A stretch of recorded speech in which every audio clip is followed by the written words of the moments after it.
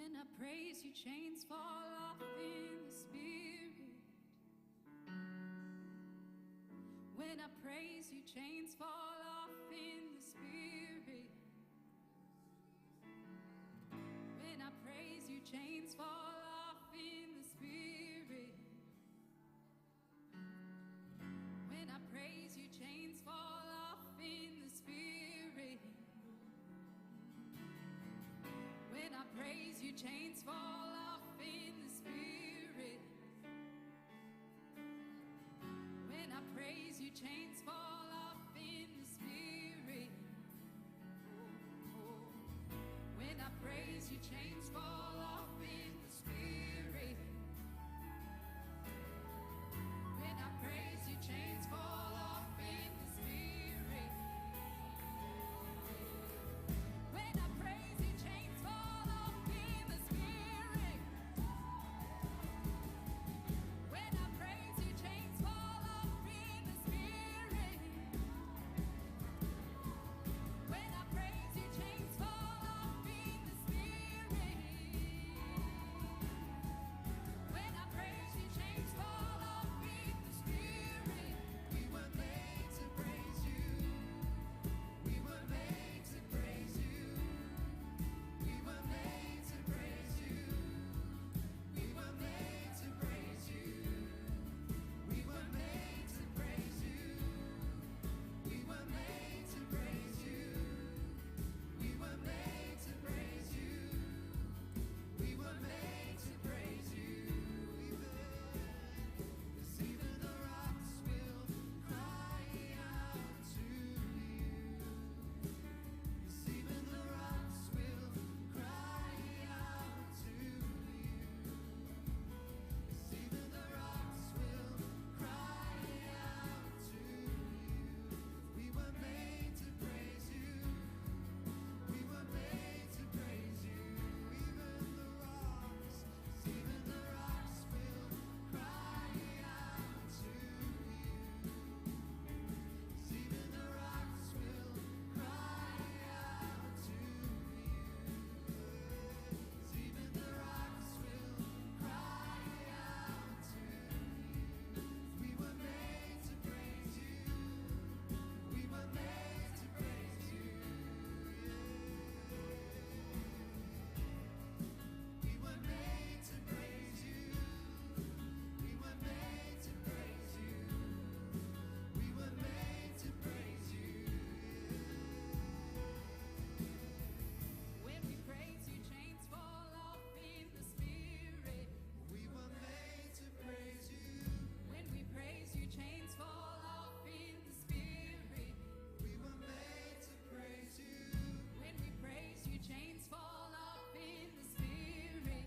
We were made to praise you. When we praise you, chains fall off in the spirit. We were made to praise you.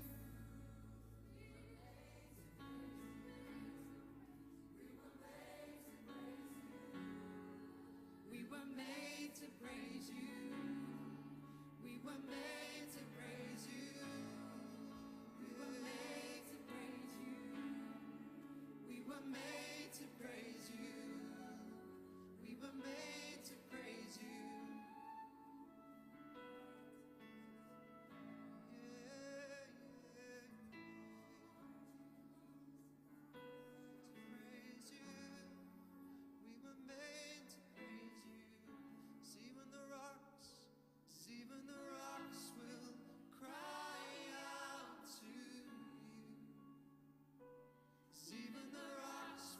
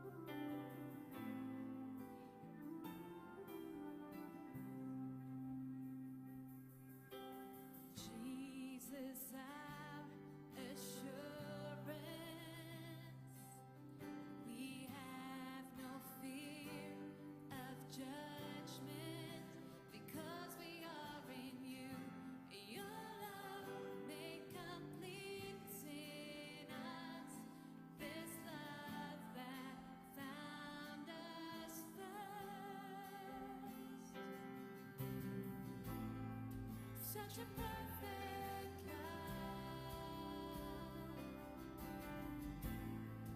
Such a perfect love. Such a perfect love. A love that found us first.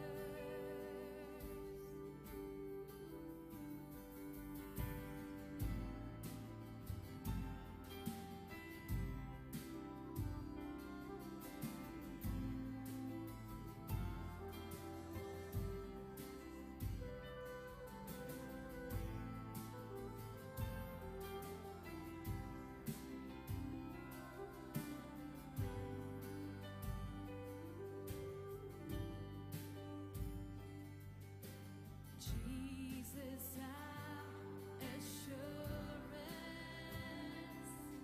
we have no fear of judgment because we are in you.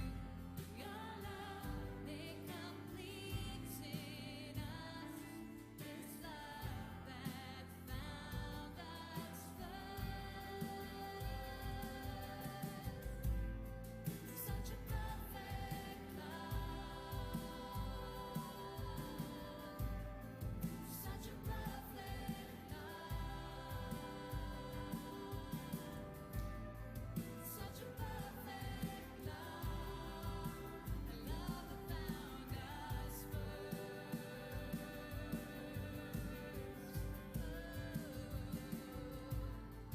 Such a perfect love.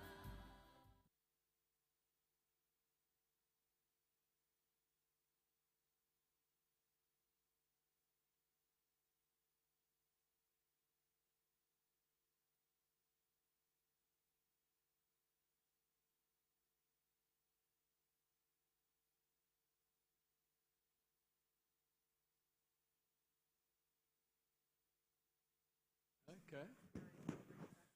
Right, guys, anyone else there in the lounge? You can come through. We're going to get started, although we were thin as we start, but we trust that it will grow on us. And we're going to enjoy this morning together, sitting under Derek and this teaching. So let's call anyone else out there at the back and come and join us. Yeah, and let's make a sit down the front area. Makes it not so strange for Derek to teach when we're all spread out all over the place. How's it, David? You're right there? Good, man. Good. Must say, it's nice having Anton here, eh? Come on, Anton. Awesome, man. And Melissa looks so happy these days, eh? You're back. It's great to have you back, eh? Very nice, yeah. Okay. Let's pray together. Lord, we just thank you for the gift of a new day, an opportunity we have to learn together, reflect together, grow. Thank you that we have the privilege of just spending this time with Derek, and for the wonder and the clarity of this teaching on your kingdom and its implications for our lives and for our church and for the world in which we're living. And we pray yet again, Lord, that you would open our eyes and our hearts to receive, bring clarity to our understanding of things, that we can walk with confidence and not with confusion.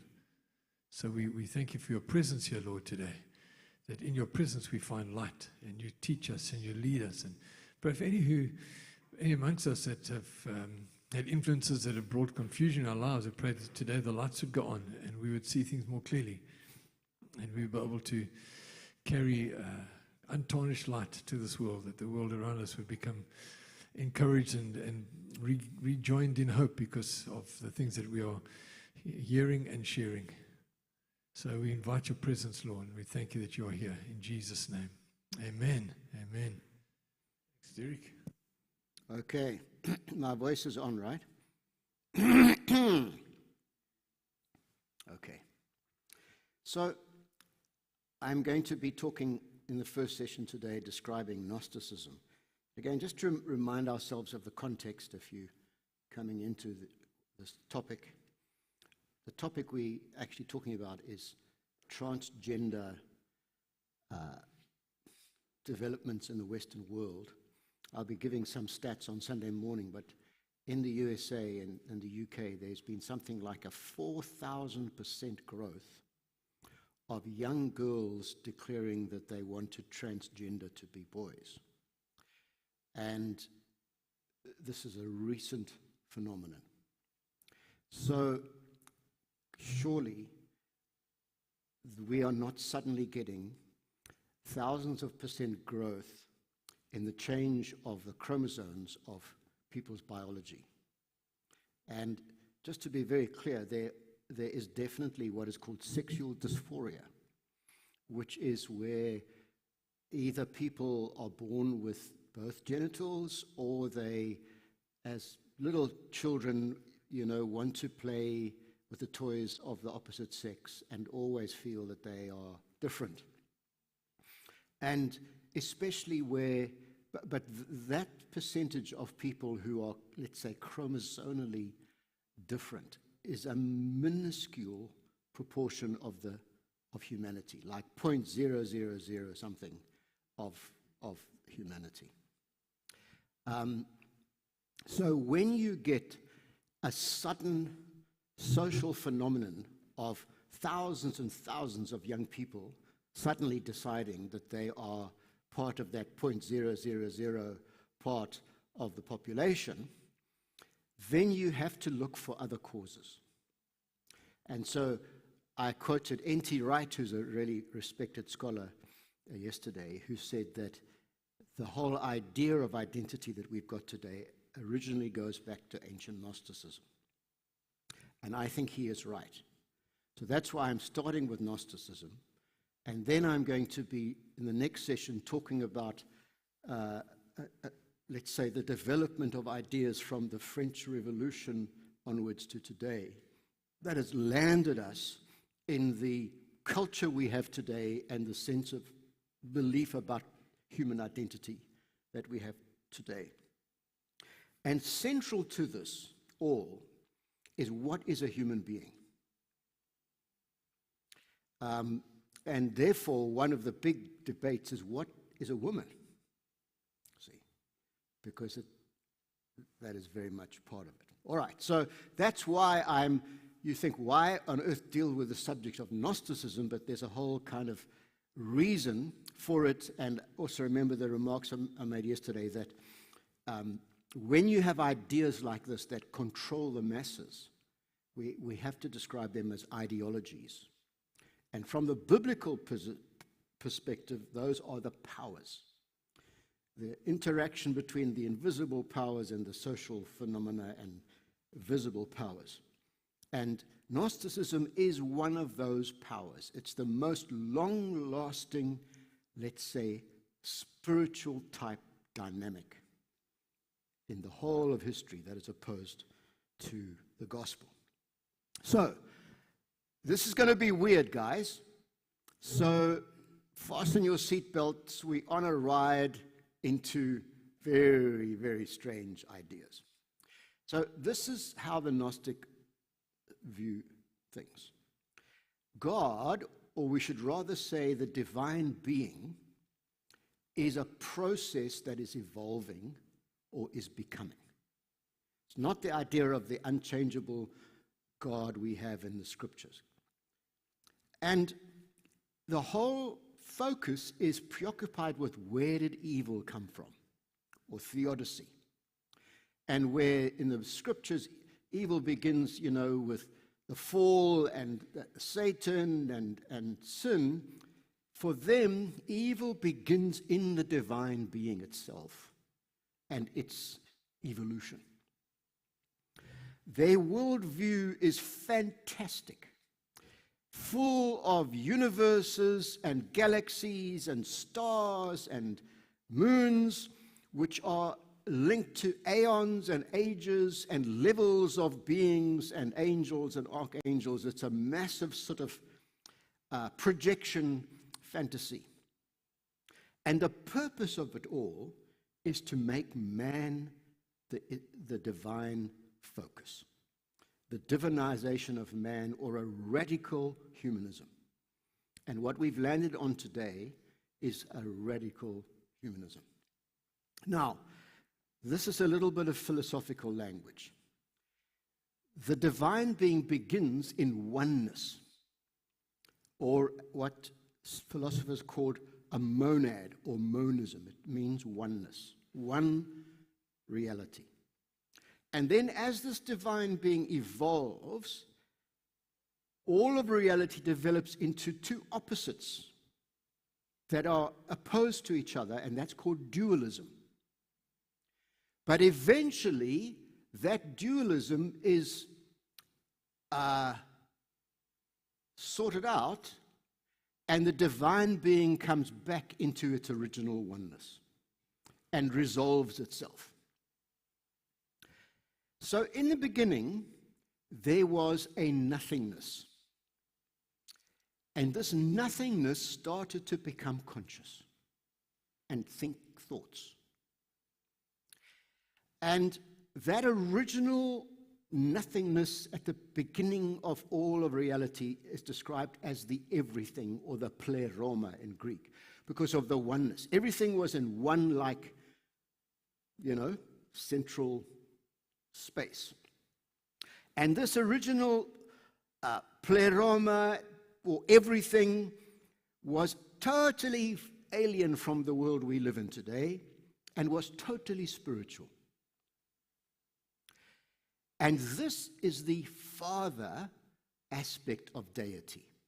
And this original Father, begetter of all things, that was in oneness, lived in silence and repose. There was peace.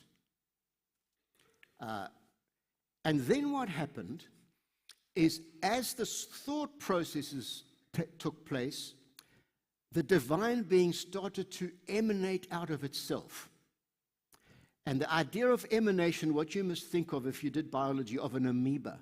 Did you study the amoeba at school? It sort of oozes out of itself to become another one, right? Or think of a cascading waterfall that kind of falls and then makes another waterfall and then makes another waterfall. And actually in their system of thought, normally they go out in pairs. And originally, the Father deity, beginning origin of everything, emanated the female aspect of deity called Sophia, which is thought, because it's all to do with becoming conscious of itself. And Sophia developed an uncontrollable desire for divine self-reflection, to know the Father or the origin of deity. And this got things out of control. And so there was an abortion in the divine being. And Sophia, now contaminated, further emanated down the cascade of waterfalls, and first a lower wisdom, not as pure as the higher wisdom, developed. And then out of the lower contaminated wisdom, there was the creation of the demiurge, which is the Greek for the craftsman, who was the creator of the physical universe. And because that craftsman is at the bottom of this whole cascading thing with an abortion in the middle, the physical universe that was created is inherently evil. So the original thing is very, very spiritual, but the end result is a physical evil universe. And as this abortion took place, sparks of the divine being were scattered. And human beings are physical bodies with different measures of the divine spark. And some human beings got no spark. They're just a lump of meat walking around. Some human beings got a small spark. And some human beings got a big spark. And they are the Gnostics. And so man's origin is within the divine monad at the beginning, but now that spark of divinity is imprisoned in an evil body. And our problem is that we've forgotten where we came from. It's not sin, it's forgetfulness. And if we can only be brought to enlightenment so that we can realize that in me is this divine spark, then we're starting to have a solution. And this is all sort of mixed up with the Christian story. Christ is a spiritual power that arrives out of the pleroma and gives revelation to human beings with a big spark so that they can go back again. And so there's nothing about sin or atonement. There's simply about enlightenment. Like a born-again thingy. Suddenly one day you get a revelation and you realize, aha, I've been asleep all my life. If only I had known what is inside of me. But now I know. And man can escape from the physical world through revelation, where you remember where you came from. And the more revelations you get, the more you can go back and be restored to the beginning of things. And when all the sparks that are scattered in humanity have been released through revelation, they gather back, and the original beginning of the divine being is restored. And there's oneness again. And this total story of origin, fall, and reabsorption is called the agonia, which is like out of Greek dramas, the tragedy, if you like. But the move from oneness to scatterings and back to oneness means that the divine being ends up at the end in a better place than it was at the beginning. And actually the divine being has moved forward through this agony which resolves itself. So actually the agony is a divine romance. It's a good story in the end. It's a story that ends, in plays, Greek tragedies, if they end in a good outcome, they are romances, right? And where does the divine being work out this resolution? In the history of humanity. Because it is humanity that has got all these sparks. And unless humanity releases these sparks back into the divine being cannot resolve itself and it cannot move forward. And so, in later thinking, especially in the 17th century, the idea is that because this takes place in the history of nations, the move from oneness to dualism and back to oneness is described as a dialectic. In other words, a kind of seesaw effect that goes from the unity to the scattering and back into the unity. And this has to be wrestled with and worked out in human history. And this means that violence is needed in the history of nations. And as it works out in fascism, superior nations that are, blue-eyed and white must violently oppose other nations, which for them were the Jews, and then a new emergence of a higher civilization arises. And as it goes into Marxism, the thesis and antithesis is between the capitalists and the working class and the violent revolution, and then history moves forward and the divine being resolves itself. And the Gnostics that really arose in their theories in the 2nd century with certain sort of roots in the 1st century really got recycled into what we call the modern world today by this philosopher called Jacob Boehme. And he was a kind of an occultist, theosophist theologian. And he got Valentinian's idea, and Valentinius was the sort of first big Gnostic thinker in the 2nd century. And he created a philosophy that reintroduced it. And here is a quote from a guy who, is a real scholar, but just to show you that I'm not sucking this out of my thumb.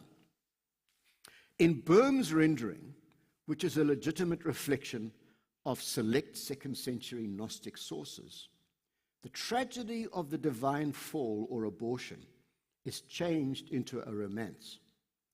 The divine is filled with desire to evolve. To achieve this, fall and return is necessary, so that the end of the divine being is greater than the beginning. The tragedy or pain of fall and return is therefore a virtuous cycle. In these later systems, man becomes conscious of this divine destiny. Man becoming conscious of this divine destiny is how the divine being evolved through the agony of fall and return. This lies behind theories of racial conflict and the justification of violence. So wars are necessary for the divine being to find itself. And so that's why it's pretty clear that Gnosticism is the root of fascism and Marxism. And when I first did my first book, South Africa, The Powers Behind, during the whole apartheid thing, I had a just about 100% white congregation. And they really struggled with me exposing the roots of apartheid until I showed them the demonic roots and the genealogy from Gnosticism to Boehm to the German idealist philosophers to Hitler. Then they said, okay, all right, we don't want that, do we? and maybe we should repent of this whole thing. So how does this affect the idea of gender? Because that's what transgender is all about today. It's a movement that focuses on gender. And in that sort of divine being, the lower craftsman, who's now at the end of the abortion, is equated to Yahweh, the God of the Old Testament. And so what the Gnostics do with the whole Old Testament is the good guys become the bad guys and the bad guys become the good guys. So Yahweh is an evil, legalistic, patriarchal deity who made this terrible thing of creating the physical universe, and he is the creator of heterosexuality, male and female. Sophia, who is the one who inspires the serpent and is the virtuous figure in the creation narrative. And so the female principle is more virtuous than the Yahweh male patriarchal principle. So to resolve things, Yahweh must be replaced with Sophia. And out of this comes radical feminism that recasts the divine being as a Mother Earth figure. So you probably know there are some translations in the world today where they want to take out all reference to God the Father and make it more neutral. And actually behind it is a very ancient agenda. And the result is that the new humanity that is going to evolve and arise is either androgynous, which is non-sexual, or homosexual, or plurisexual. And all of those are more virtuous than being heterosexual because they are closer to the divine being. All right. So I told you this was weird. Are you still there? Now, what I'm going to do is just really quickly go through this again with pictures so that, diagrams make it easy. So the worldview of the Gnostics is this huge cosmic universe idea of stars and galaxies and angels and levels and things like that. And that begins in oneness. Everything, the all, or the philosophical word for that is metaphysics. The theory of everything that exists, that's metaphysics, is all in oneness. It's called philosophically monism. But what happens in the fall is it falls into a dualism. All of reality is divided into two antithetical halves. And spiritual reality is antithetical to physical reality. And all spiritual reality is inherently good. If it's spiritual, it's good. Now just think for a moment, does the Bible teach that? No, God is the spirit and he's good, but the devil is the spirit and he's bad, right? But in this system, if it's spirit, it's good. And everything that is physical is inherently evil. Now, does the Bible teach that? No. He made us, and he says, he made the creation, and he said it is very good.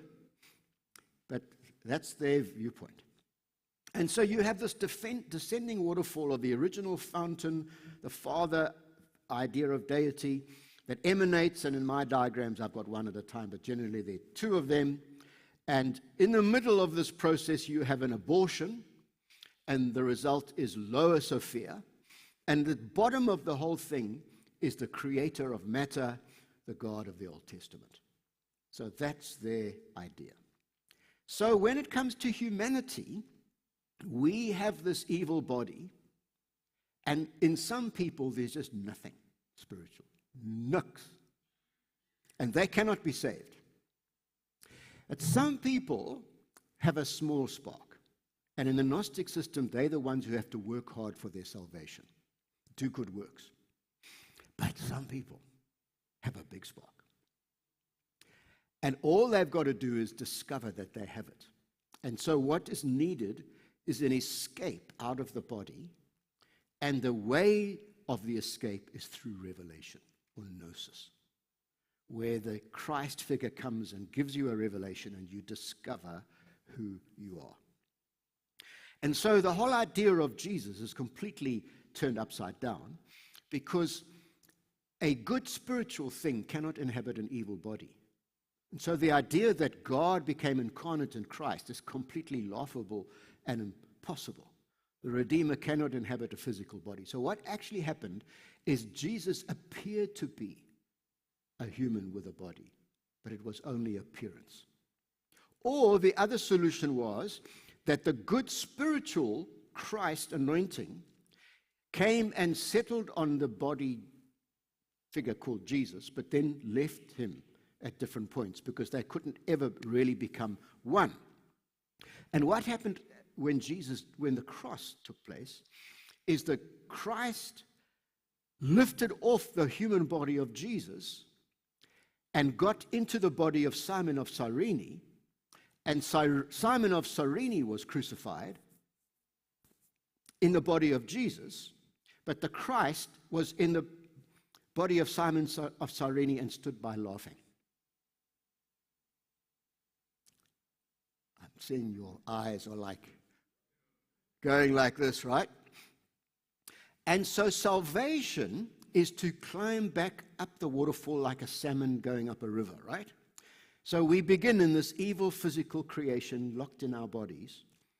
And the idea is to climb when we die, our spirits leave, and the idea is to go on the journey of the soul back to the original so that the divine being can be resolved. And this journey we go through after death is through these incredible levels of angels and ages and planetary spheres and so on. And the secret to get up each level is revelation. And as you go on this journey, at each level you get gatekeepers who will stop you. It's like a river that's got a blockage and the salmon can't go up. And to get past each gatekeeping, you need a password or a special gibberish mantra that you say. There were all sorts of gibberish words that you got. And then the gates will open and you will go up. And then eventually you will go back into the divine being. And all the sparks will come back together and the divine being will resolve itself. Now, how this works out practically, and this you'll find where Gnosticism has influenced churches and the charismatic movement particularly, is once you have a dualistic view of the human being, that the spirit is good and the body is bad, it has ethical consequences. So if the spirit is good and the body is bad, there are two possible conclusions. And the early Gnostics came to both of these, and you see both of them in the New Testament. In Colossians, you see the one type, and in Jude and 2 Peter, you see the other type. The first view is if your body is bad, just let it go, because it can't be redeemed. So just let it have whatever evil desires it wants. In fact, have great debauch parties to prove that your spirit cannot be contaminated. And so that led to, and the other side is, if your body is bad, you must help the spirit dominate the body because the body is bad, and so you must reject your body. And that's what Paul talks about, the subjugation of the body and flagellation and stuff like that in the book of Colossians.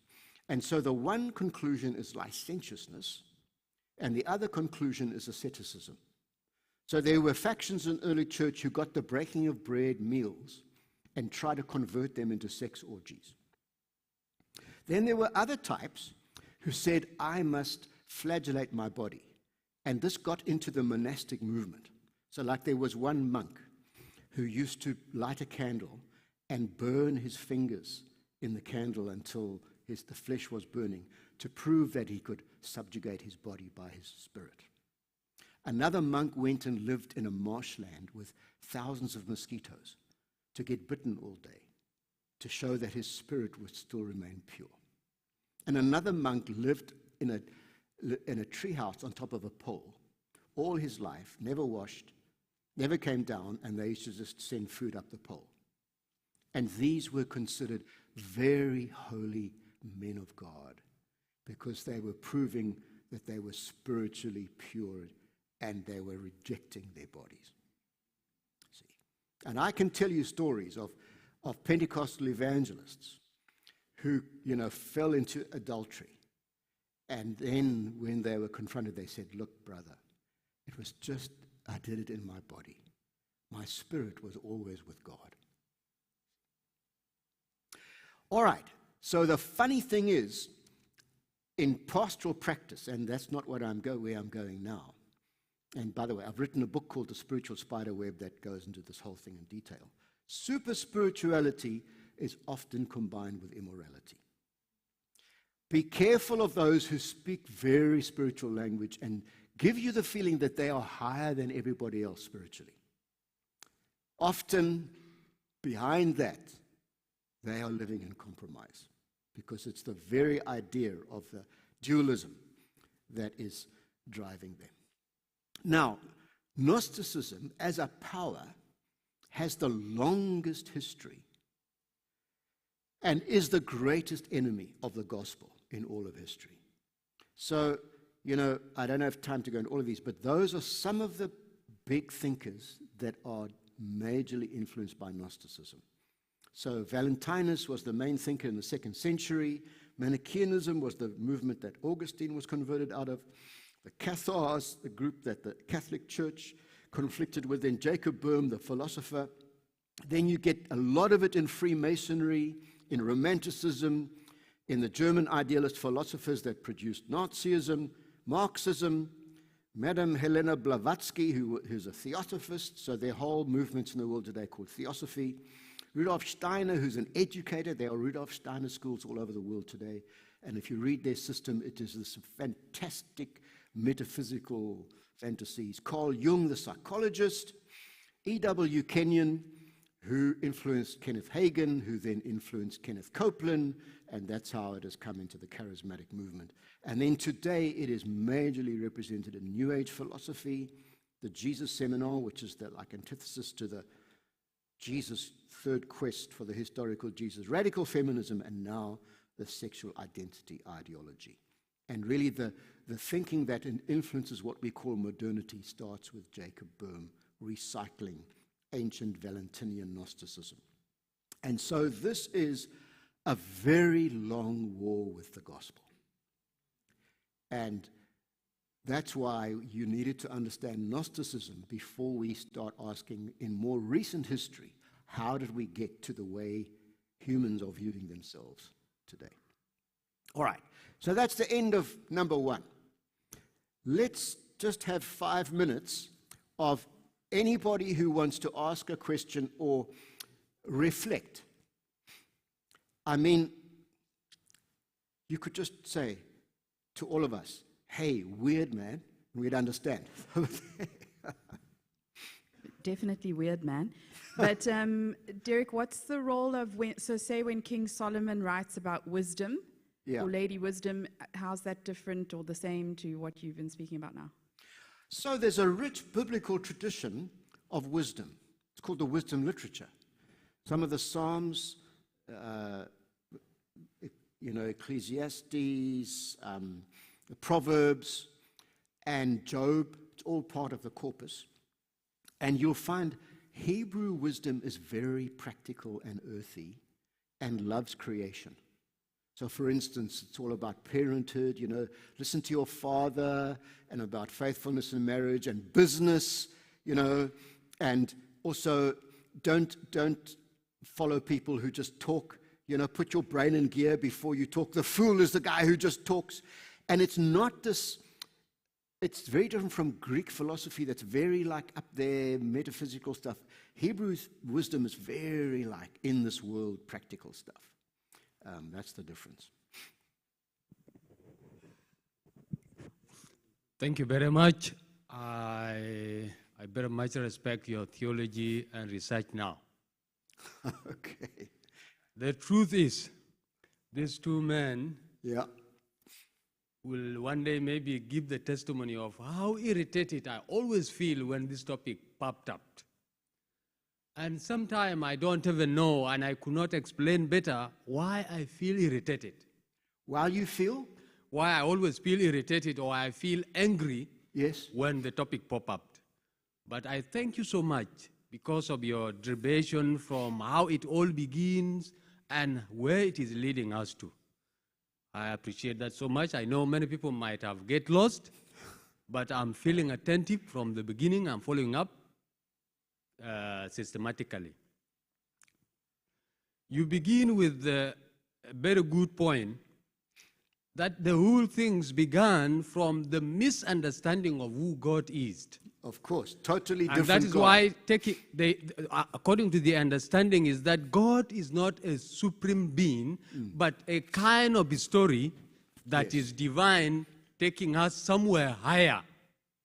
That's And right. because of that misunderstanding of who God is, they are just trying to drive us to maybe confirming that human being is not much of the physical and it is more of a spiritual. So even if you mess up with your physical being or you do anything with your physical being, that is not a big issue.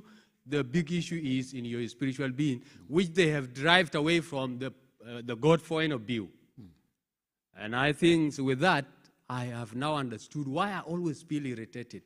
So what you're saying is when you heard people talking, you could sense some things were wrong. Yeah, sure. I would feel. But now maybe you've got more of a handle on why they're wrong. Yes. Because they have misunderstood who God is, Yeah. that is why they are behaving that way. Yes. And because they are not just behaving that way by their own ability, there is a kind of super spirit behind them, driving them to that direction. Indeed. I always tell this man, I say, this is not a light issue that the church should just look at and watch. It is a kind of a thing that a church need to confront, or else the ideology of our God will get lost. Yeah. And surely you have now explained it. If someone has got this, Christians have got to do something about it. Otherwise, we will arrive at somewhere we did not expect. Thank you so much. No, that's good. I'm glad. Yes. Just a question about Roman Catholicism with the treating the Virgin Mary as God and praying to her. Is that getting back to the Sophia? Yeah, there's a little bit of that in Roman Catholicism. But how Gnosticism comes out in Roman Catholicism is in the idea that priests can't marry and that to be really holy, you mustn't have sex. And you know how much trouble that's caused them. When you put people into monasteries and things like that, the human nature is to love and marry and stuff. And so you get all this physical abuse going on, because it's unnatural. It's not how God created us to be. And that's where that ascetic wing of the monastic movement has come through into the Catholic teaching. So the idea of celibacy for priests is inherently unbiblical, and it is creating now havoc for them. And until they get out of that, they're never going to solve the problem of all the sexual abuse. Over there, we've got a doctor who wants to talk. Can I also speak? No, okay, yes, sir. Derek, I just want to wrap my mind around this. Are you saying this Gnostic idea or ideology is the prevalent practice in our culture today? But people are not necessarily aware of it, why they're doing it, but it's formed in us, and that's how we see things going on. Yeah, so it has, I've called my book The Spiritual Spiderweb.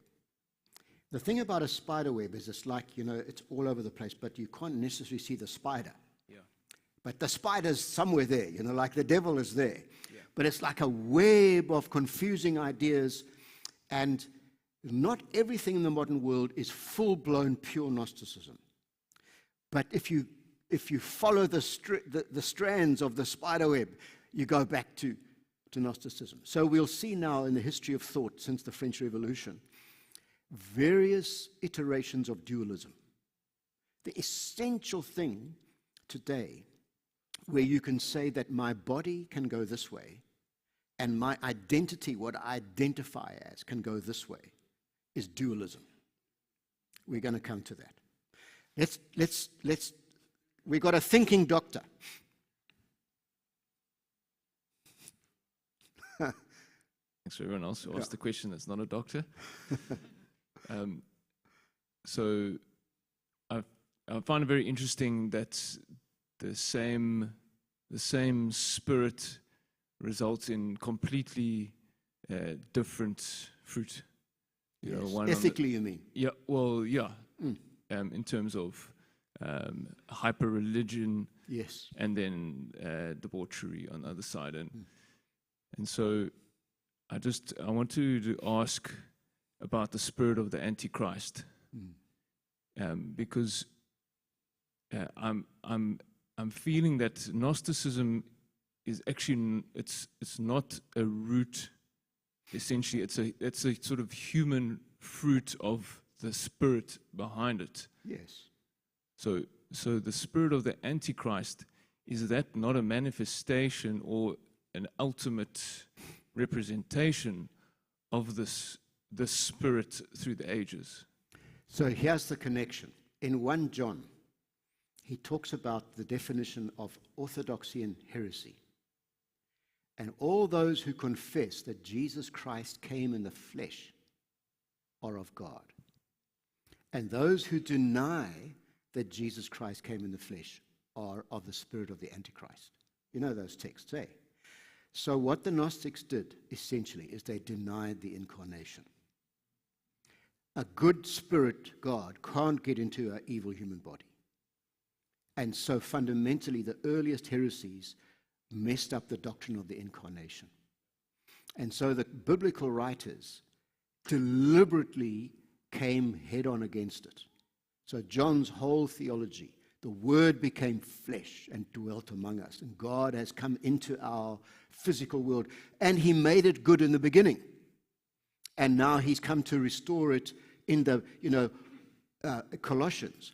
All the fullness of the divine being dwelt bodily in Jesus Christ. And Paul deliberately uses there the term pleroma, the Gnostic term. And he takes their thinking and he turns it upside down and says, no, the whole pleroma, all your theory of waterfalls, it's actually one divine being, and He was physically present in Jesus. I mean, that's enough to drive a Gnostic mad, that statement in Colossians. So in my book, I go systematically through all the New Testament literature showing their anti-Gnostic apologetic.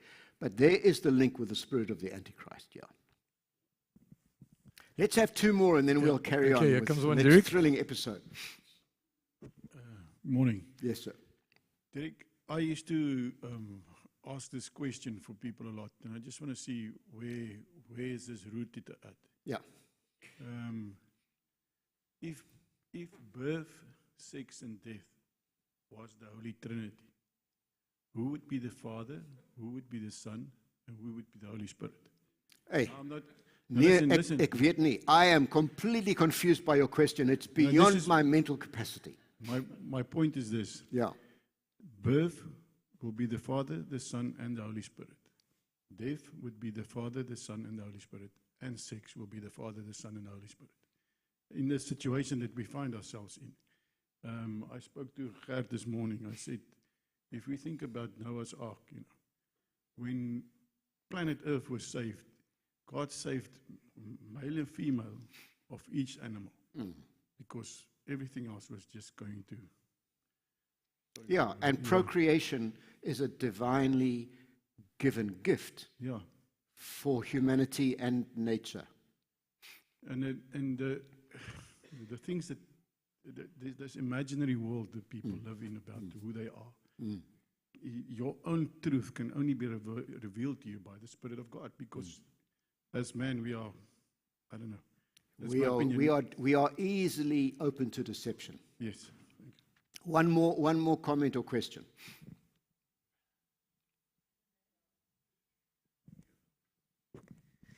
So I think mine is really just a comment, and it picks up on what was said earlier on. We need to know our God. And I think the more we push into knowing who God is, and there's aspects I understand also we will never know him fully, but the more we can actually understand who our God is, the less confused we'll be by anything else that comes at us. True. And in the position paper we did on LGBTQ, a major guy I drew on was a guy called Jeffrey Satanova, who's a Jewish psychiatrist from Yale or Harvard. And he's got a whole chapter saying it's what's happening in Western civilization is the changing of the gods. We are moving away from the Judeo-Christian view of God and into this New Age idea of God, and the result is all of culture is changing. And that is absolutely true. All right, have you got the capacity for more of it?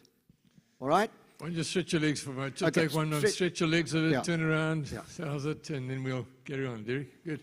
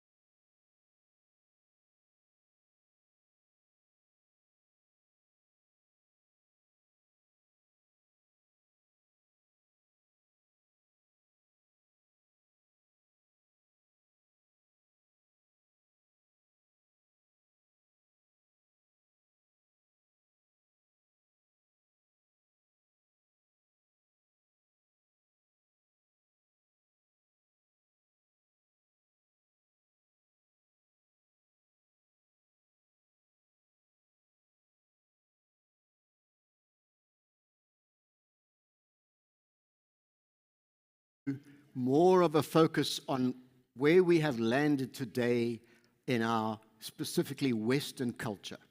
And I just want to tell you the sources that I'm drawing on. And if you want to read up with this, I'm not saying these are the only ones, but these are very helpful. There's a guy called Carl Trueman, who is well qualified, did his PhD at Princeton University. He's from the Orthodox Presbyterian Church, which means they are very high on the authority of Scripture and so on. And he lectures at a college in Pennsylvania. And he's written, his long book is called The Rise and Triumph of the Modern Self, Cultural Amnesia, Expressive Individualism, and the Road to Sexual Revolution. And I've flagellated myself by reading that. But he's got a shorter version of it called Strange New World, How Thinkers and Activists Redefined Identity and Sparked the Sexual Revolution. Then there is a Washington Post journalist. She happens to be Jewish, but she doesn't write from a Jewish faith point of view. She's just an investigative journalist called Abigail Shrier. And her book is Irresistible Damage, The Transgender Craze Seducing Our Daughters. And if you are a parent with a child that's going to go into high school or university, I would highly recommend. It's on Kindle. You can get it, that you read it. And then Mark Sayers is a kind of evangelical church leader in Australia. He's a blogger, and a lot of the young pastors I know, they watch his dialogues on his blog and so on. And his book is called Disappearing Church, From Cultural Relevance to Gospel Resilience. So those are some of the sources I'm going to be using. And so where Shrier says, this is what we've landed at, this is the result we've got, and I'm going to quote her more tomorrow morning, Truman's answers the question, how on earth did we get here? And that's what I'm going to be dealing with now. So he has a genealogy that he follows that begins with Jean-Jacques Rousseau at the French Revolution. Then the Romanticist poets, Wordsworth, Shelley, and Blake.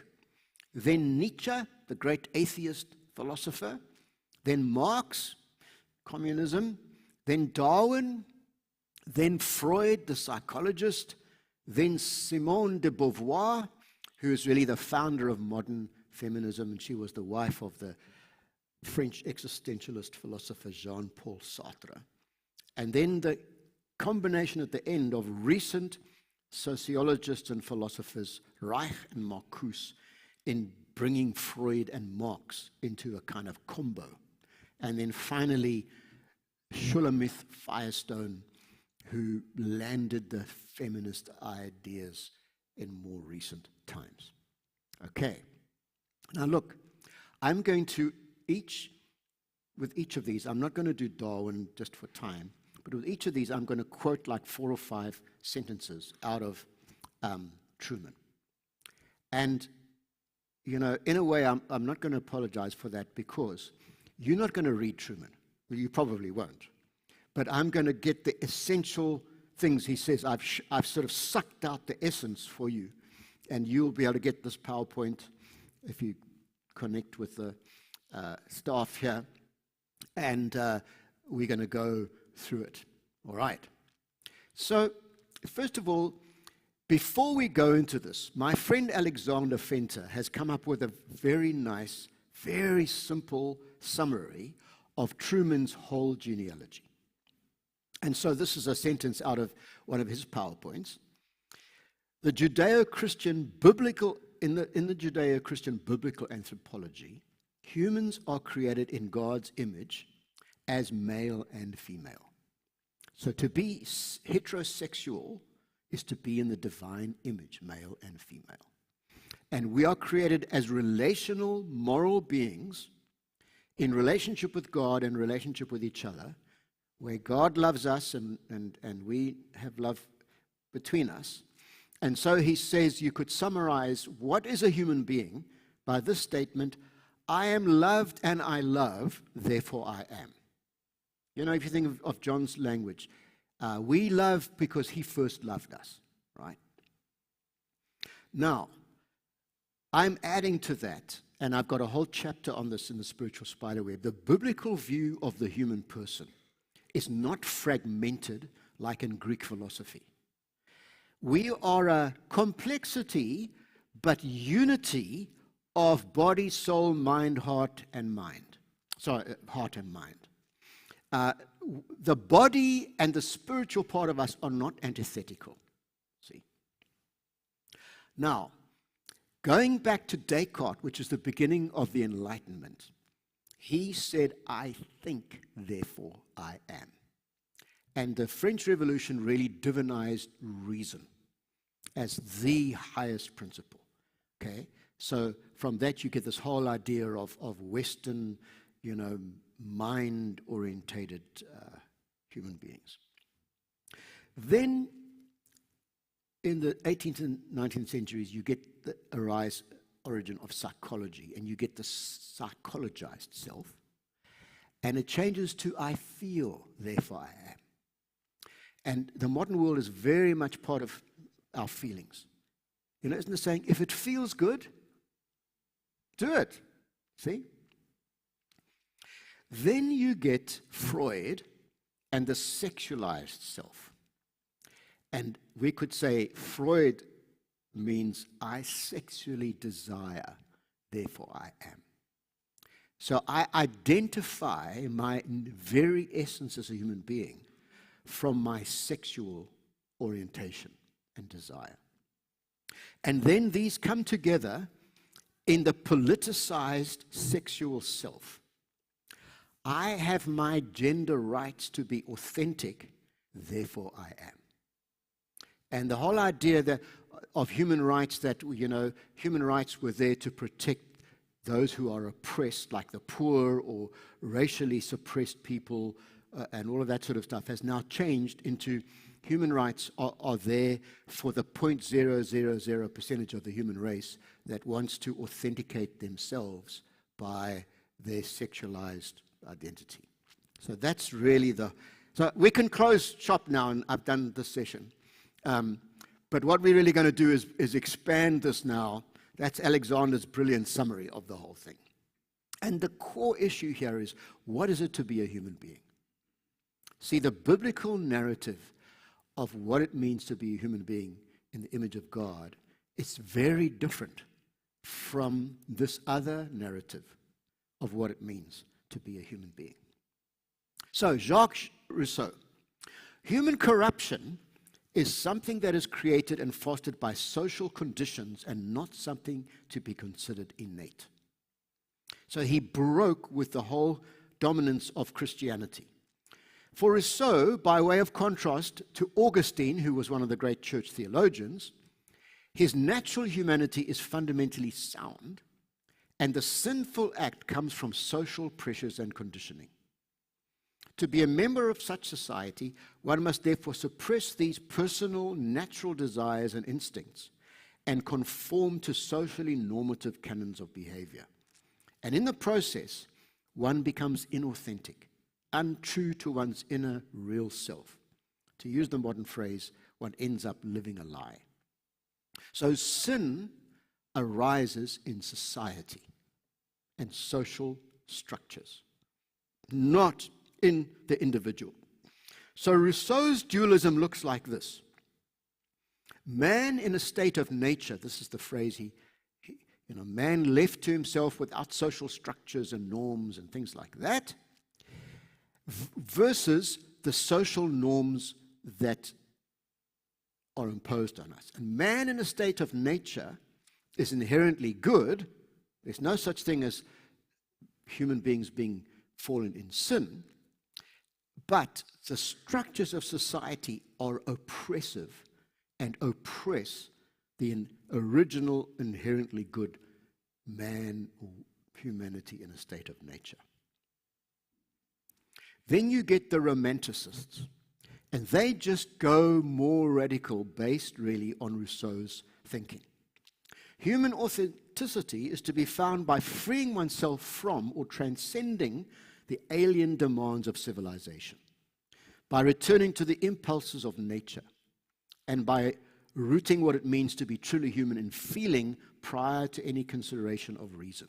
So live with your feelings. Let your feelings and your creativity, which is expressed in art and literature and music, just let it rip, For Shelley, religion is a means of manipulation by which the powerful keep others subjected, and which is perpetuated primarily by the self-interests of those who have used it to gain power and to gain the power they enjoy.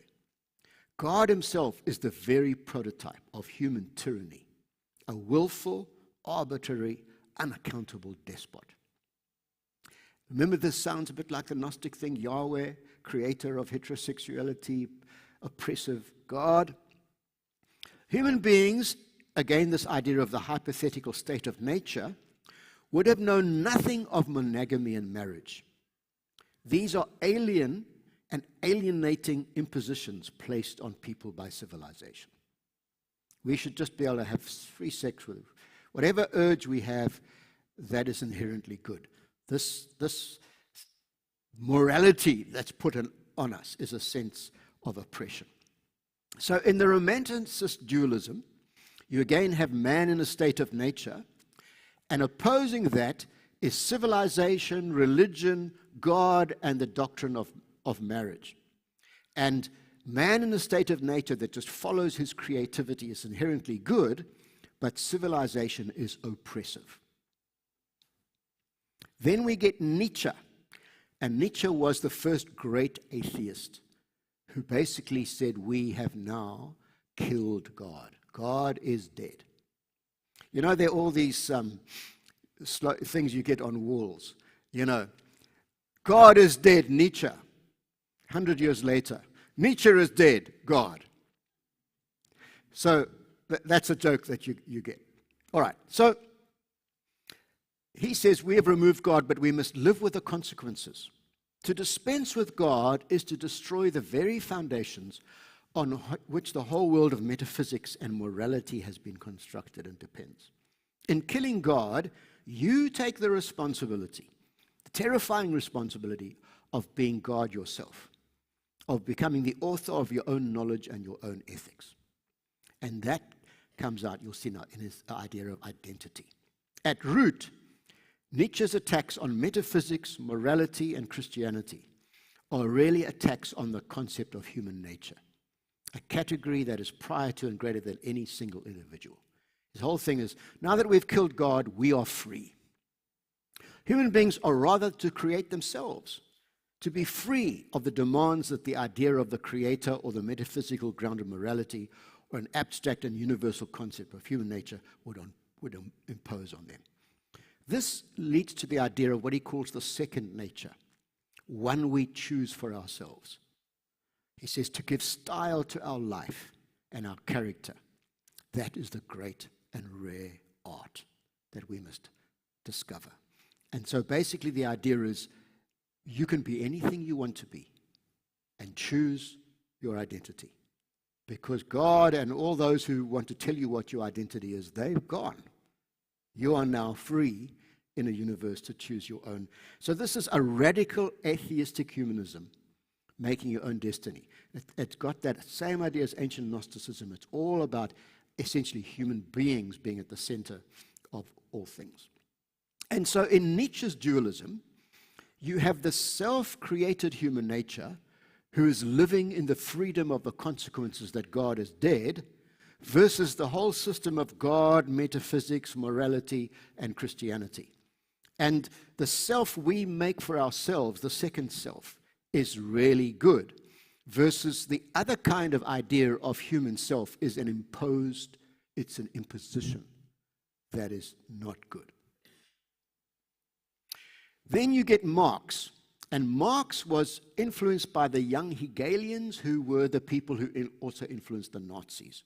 So you go Jacob Böhm, idealist philosophers, especially Hegel, and then you go Fichte and Hitler, and you go Marx.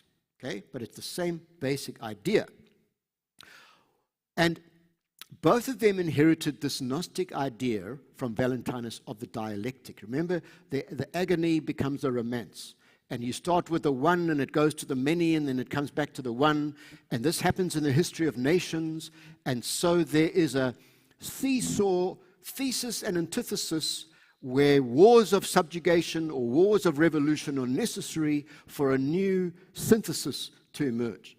So he made this where Hitler and the guys made it an inherently spiritual progression of the divine being. He made it a materialistic progression. He focused on how industrial production and the capitalism it represented were overturning traditional social structures and remaking society. And for him, human nature is a plastic thing, subject to historical change as the economic dynamics of society change. So you are what you are economically. Basically, that's what he's saying. Economics, money, is everything. He followed Feuerbach, who asserted that religion is a figment of human imagination. Religion is the ideological mask that the specific inequities of the current economic structure of society wear to give themselves a mystical metaphysical disguise. The critical spirit that we now have is the suspicion that metaphysical claims are not as innocent or as morally neutral as they may appear. Thus finds a philosophical foundation in Marx's dialectical materialism, as it does in Nietzsche's psychology. So Marx's dualism brings more of this thesis, antithesis, synthesis. So on the one side, you have the thesis, which is the working class that is being oppressed. And on the antithesis of that, you have the bourgeoisie, the capitalist owners of the means of production. And what we need is to get rid of the oppression of the ruling class who own the means of production by a working class uprising and social revolution. That's how communism came to power in Russia. And this is called a dialectic. It is the two opposites in like this extreme. And as the working class succeed in their revolution and overthrow the capitalist class, a new synthesis emerges of a classless society. And in the classless society, going back to Gnosticism, the divine being resolves itself further, like in fascism. Then we get to Freud. And what Freud basically did is made everything sexual. So he did this whole thing of development of sexuality from in the womb to a little baby sucking its thumb, to every stage into adolescence, and so on. And the whole meaning of what it means to a human being is really sexually determined. Every stage of development is sexual. And the norms of society that stop the sexual drive are repressive. So Marx's word is oppression. Freud's term is repression. And what you mustn't do is close down your sexuality. And he used a lot of scientific language. He said, this is modern science. But actually later theorists in psychiatry have now largely discounted most of his theories. But it sort of went down into culture as though this is modern science. And it has become part of what we'll talk about later, the social imaginary. So in Freud's dualism, sexuality is inherently good and social norms are inherently repressive. Okay? And you'll see this comes through later on into the idea that we must give teenagers sex education that lets them do whatever their feelings are telling them and desires are telling them to do. So the net result of this so far is that we don't live in terms of a destiny. Our lives don't have meaning because we're going somewhere towards a destiny. That's called teleology. We live for the moment. See? So, a Christian, remember the 4 spiritual laws. God has a plan for your life, right? God loves you and has a plan for your life. No, that's nonsense. There's no God who has a plan for my life. There's the moment I'm living now. And have you heard the phrase in culture today? Living in the moment. And the moment is what I feel right now. And in fact, the moment can be this week I feel like I have male orientation. And next week I might feel that I've got female orientation. And then I might feel that I want both at the same time because I'm living in the moment. See? I'm not actually a person with a stable nature that has a destiny. And so history and culture are tales of oppression. And that's enough of a dose. So I have asked for a fix between this and the next session, which means a heavy coffee load. And can we take a bit longer, like 10, 15 minutes, Dave? And then we'll do the last session. So please do get up now and go and get yourself a fix or whatever drug you prefer that's available in this house. and then we'll come back.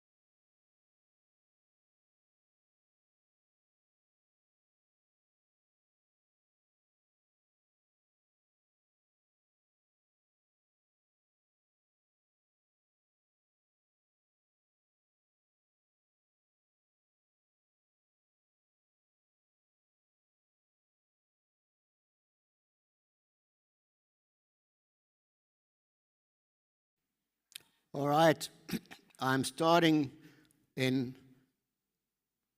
not more than a minute, if you're out back.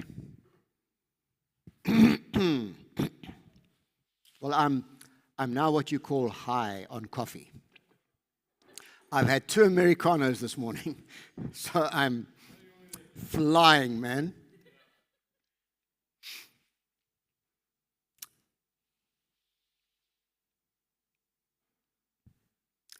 All right, so we didn't finish the genealogy that we started. So we've gone through from Rousseau down to Freud, and now there are 3 stages left in Truman's genealogy: Simone de Beauvoir, and the marriage of Freud and Marx, and then Shulamith Firestone. And then we're going to start drawing some conclusions. So let's talk about Simone de Beauvoir. Really, historically, modern feminism begins with her. So before de Beauvoir, the feminist cause was about labor law, pay, and voting rights. So there's a long history, like in American culture, of women fighting for the right to vote. And a lot of Christians were involved in the women's rights movement. And that is a virtuous cause. And, you know, wherever the gospel has gone in civilization, the equality of men and women has been released. So the whole thing of women dignity and so on is something that, you know, is very biblical. But now we have a different kind of approach. And this is a quote from her. One is not born, but rather becomes woman. No biological, psychic, or economic destiny defines the figure that a human female takes on in society. To put it another way, it's a matter of choice and self-discovery. Nature does not define woman. It is she who defines herself. She thus makes a clear separation between gender and sex, and this is the first time in history that this separation is made. The latter is biological, while the former is psychological. And so they can go different ways. De Beauvoir's rhetoric reinforces the idea that biology is ultimately regarded as a form of tyranny, a potentially alienating form of external authority. This is a dualism that bifurcates the person into a meaningless mechanical body made of malleable stuff and the effective or technological will that presides over it. And most of the things that are happening today have this kind of root in them. So then we move further where these thinkers called Reich and Marcuse marry together the idea of Freud and Marx. Remember we said for Marx it is oppression, the oppression of the ruling class over the working class. For Freud, it was repression, culture, putting a lid on your sexuality. The Marxist category of oppression is now refracted through the Freudian notion of repression. Sexual codes are part of the ideology of the governing class, designated to maintain the status quo so as to benefit those in power. The dismantling and abolition of the nuclear and authoritarian family are essential if political liberation is to be achieved.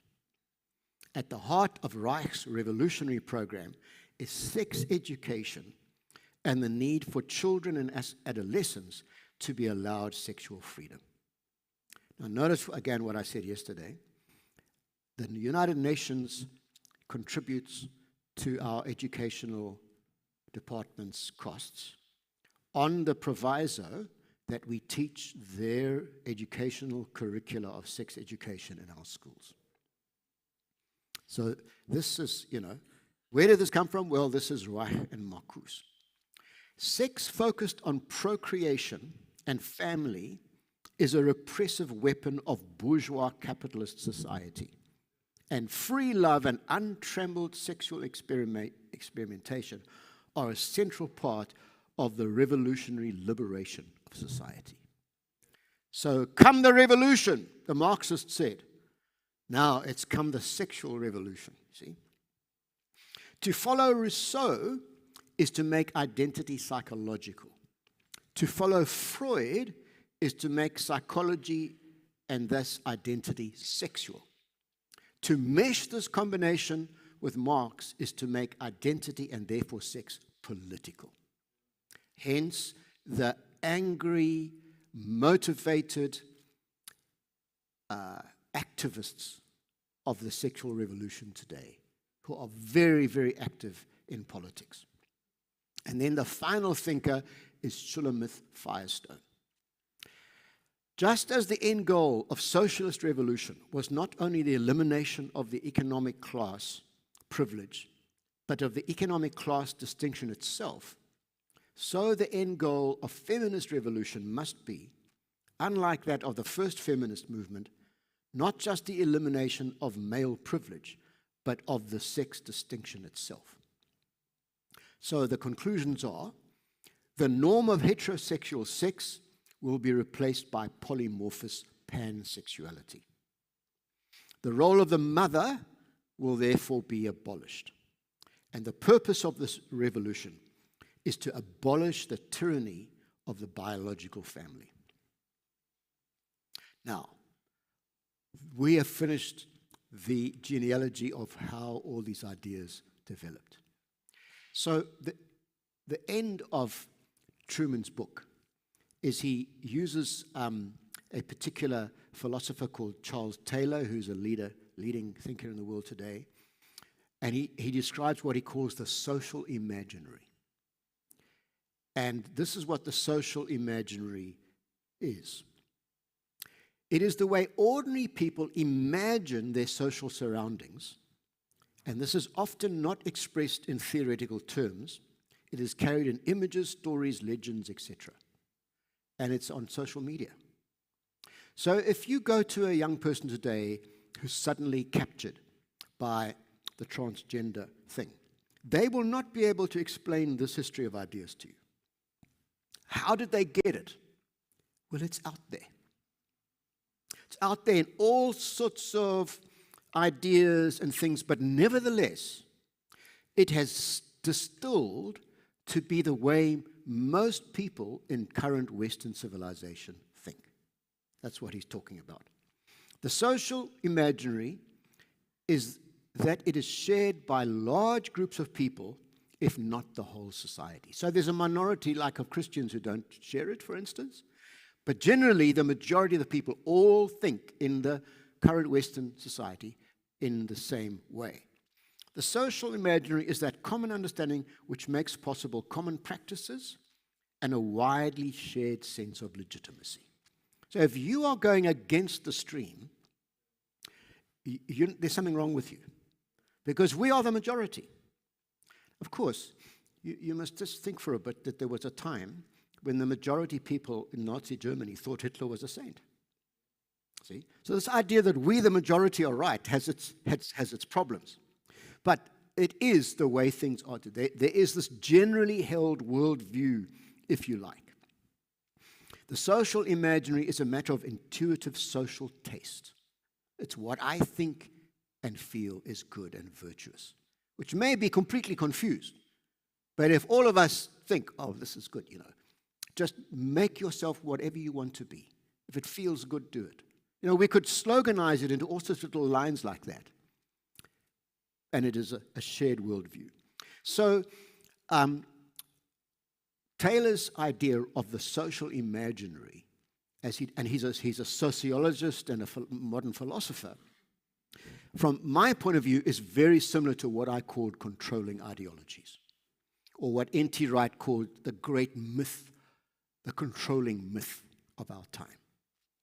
And one thing we've learned from postmodernism is all human ideas are situated. They're not like everlasting truth. They change. And of course, we know the majority world doesn't necessarily think like this at all. Okay, then we get to Mark Sayers, the young Australian apologist. And what he's done is he's read all of this stuff and he's summarized it very helpfully into 7 points that describe the essential ideas of a modern Western ideology. And here are his points.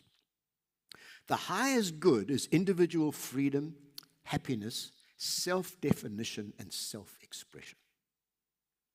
So, individuality and the freedom to choose is the God of this modern Western world.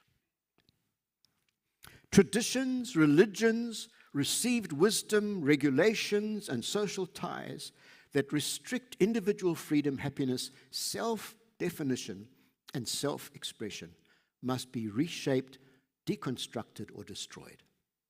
In fact, anything that stands in my way to be whatever I want to be must be moved aside.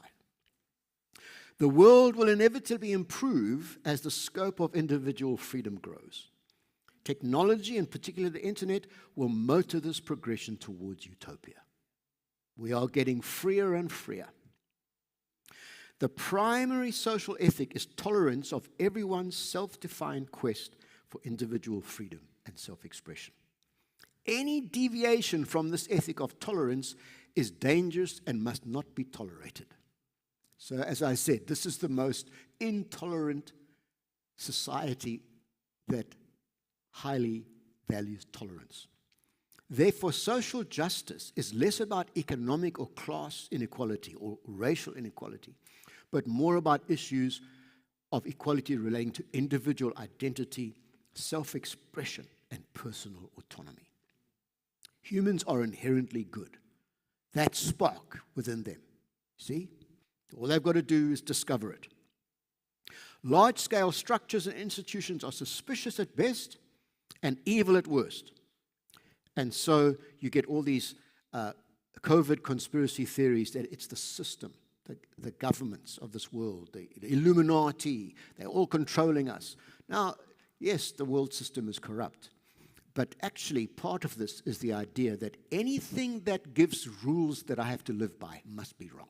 See? Because I am this individual, and the highest value is my individual freedom and autonomy. Forms of external authority are rejected, and personal authenticity is lauded. And in fact, unless you exercise that choice to self-identify, you're not an authentic human being. You haven't found authenticity. So, how does this, where we've landed today, relate to ancient Gnosticism? And they're not exactly the same, but you can see how the spider web has gone from its beginning through history into the conclusion. In original Gnosticism, spiritual reality is inherently good and physical reality is inherently evil. Okay? And what we've done is we've shown how versions of that dualism have sort of gone through all of these thinkers. So in the Gnostic system, we have this divine spark within us, and the answer is that we must discover it, right? We must have an awakening to discover it. This is the true self. To discover this self is the basis of freedom, identity, and meaning. Finding this self-discovered and self-determined self, see, self, is a fundamental right like other human beings, right? Now, the way it has come through in the more recent history of ideas is, therefore, external things are inherently evil. What is the physical universe now becomes the externality of my body versus the internality of my individualism. History, traditions, social norms, and institutions usually collide with the discovery of self. They are part of the system that is oppressive and repressive. The body I inhabit is not essential to who I am. Who I am is this inner spark, right? This individualism that I'm discovering. The body is a thing which I can reject, override, transform, and subject to my true self. See, fundamentally Gnostic thinking. So how does this land then in modern ethics? And this is what Truman would say is the strange new world. First of all, human consciousness and the ability to choose makes a person a person. So only when you start being conscious and exercise choice are you actually a human being. Now think about that. The Bible doesn't say that. From the moment we are conceived, we are a human being made in the image of God. But this says, no. Because the highest good is choice and individuality and authenticating yourself. Only when you can do that are you actually a person. The true self is the one I discover within, which leads to my choice to authenticate myself. The body is a thing. It is an external thing to who I really am, which I can transcend and subject to my will. It is not essentially who or what I am. It follows that I have a right to choose one of many sexual identity preferences. I can choose to subject my body to surgery to fit in with the one I have chosen. And on Facebook today, there are 72 possible sexual identities. And in the sex education that's going into our schools, little kids are taught that there are so many different kinds of sexual identities and you must accept all of them and maybe you must choose one of them. See? So a society that tells an 8-year-old that they must choose their sexual identity, to me, is a cruel and fascist society. But that's what we've landed at. Because fetuses are not yet able to be conscious or make choices, they are not yet human. The same applies to a newborn baby. Abortion is the right of the mother because she is a human being who has conscious choice. The thing in her womb is not yet a human being because it doesn't have the ability to make a choice.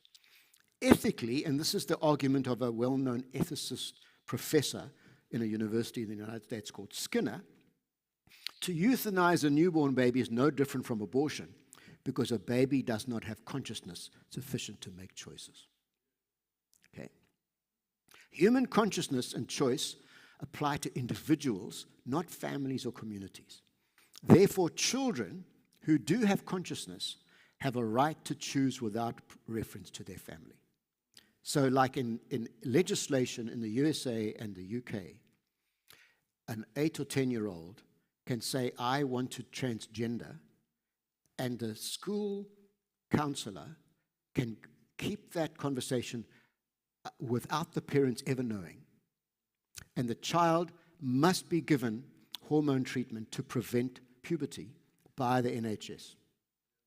See? That's the society we've landed in. So I've described the ideology. And tomorrow I'm going to spend more time on the Christian answer to it.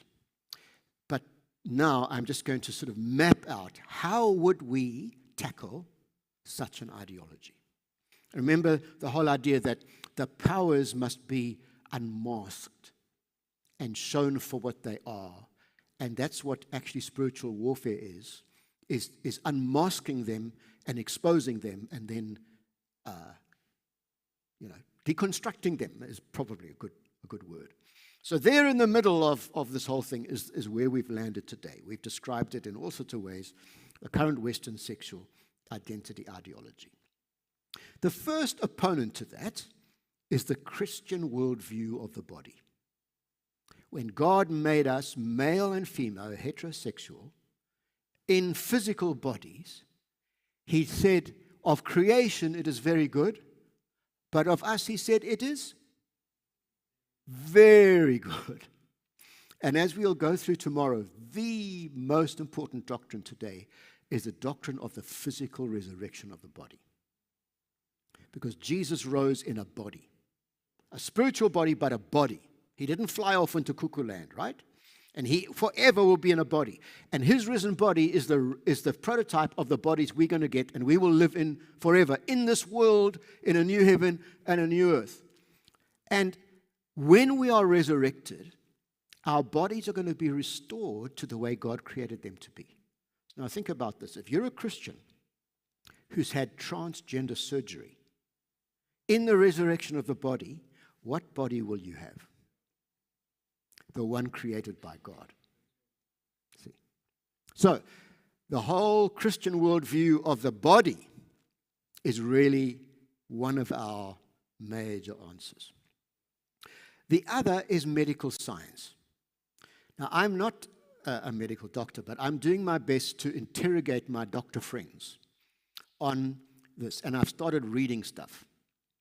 And look, there is a very, very small percentage of the human race that come into this world with chromosome, let's say, not the normal chromosome combo, right? And we must be ever so loving and compassionate to anybody who's born like that. And the idea that we would reject somebody like that is like anathema. No, we love everybody, but we don't say that is normality. You know what I mean? If a person, for instance, is a psychopath, we love that person, but we don't say all psychopaths must form a group to claim their human rights. You know what I mean? So medical science really is rooted in reality in the sense that the stats don't lie. And biology and, medical science has shown us, for instance, that we are psychosomatic beings. That the mind and the body are not going off in different directions. We are actually a unitary. You can get sick because of what's going on in your mind and your emotions. So medical science, and what comes out of this is the whole debate about nature versus nurture. So there is a lot of research showing that, for instance, when a mother is carrying a child, there can be interuterine factors, hormonal factors that can determine the child that is born, and therefore some of these orientation problems. And nothing I'm saying must say we are not aware that is the case. However, there is a lot of evidence that orientation and sexual identity doesn't actually come from how you were born, but how you were socialized, how your parents behaved, how your peers behave, see? And so it cannot be that suddenly in the Western world today, there's a 4,000% increase in people who identify as transgender, have all of them suddenly got different chromosomes. No. The chromosome, data hasn't changed. What's changed is the nurture part of it. They are being nurtured by a new ideology. See? So, hardcore medical science is really an important part of our apologetic, hey? And I hope all my doctor friends do the research to help me say it right, All right. Then there is psychology and the reality that humans are social animals that can be conditioned by a society, and what I've just described as the social imaginary. And so social psychology is an important subject because it shows that all societies are actually situated and relative. They are not absolute, and Western society is not endless compared to majority world society, for instance, or previous societies. It's a passing society. And there are studies that examine the collapse of civilizations. And ancient Greece and ancient Rome both collapsed because they morally ate themselves up from inside. And there's a lot to suggest that current Western liberal society is slowly self-destructing and actually committing suicide. So to absolutize that society in this particular window of time is not a good idea. And being able to analyze the social dynamics of societies is an important discipline here. They are socially determined. And then you get the fact that the majority world generally has not absorbed these ideas. And so, you know, in South Africa, we have a thing called Ubuntu. Now, Ubuntu comes out of this sentence. Umuntu ngabantu, ungamuntu ngabantu, which means a human is a human because of people. My humanity is because I am in community. I'm not this rampant Western individual. I am made to be in community, and in fact, without community, I can never discover myself. And so what my parents think, and my pastor thinks, and the local church community thinks, actually forms who I am. And if I, on the other hand, live in another social group that is filled with godless ideology, that will form who I am. See? And generally, this is a thing that is isolated to the Western world.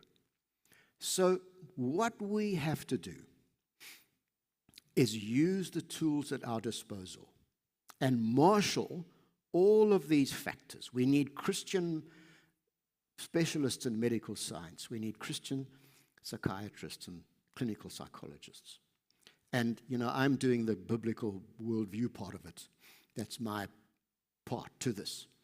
And we must keep in fellowship with the majority world and not say, oh, the majority world, they just, you know, backward and all that. No. We should say must have a totally different view. You know, for instance, it's in the Western world that after the Enlightenment, there was this whole thing against the supernatural. The majority world never bought that the supernatural had disappeared. You know what I mean? Now in the Western world, because of New Age and all that, oh, the supernatural's back. But you know, in the majority world, it never went away. So the arrogance of the Western liberal world that it is a superior civilization is not something that we need to take on board. In some ways, it's got things that contributes to civilization, but in other ways, it degenerates civilization. So we need to use all of these tools, and I think this is my last slide. Yes, this is my last slide. I am really worried about where we've landed. And I worry that the church is paralyzed and is intimidated into silence.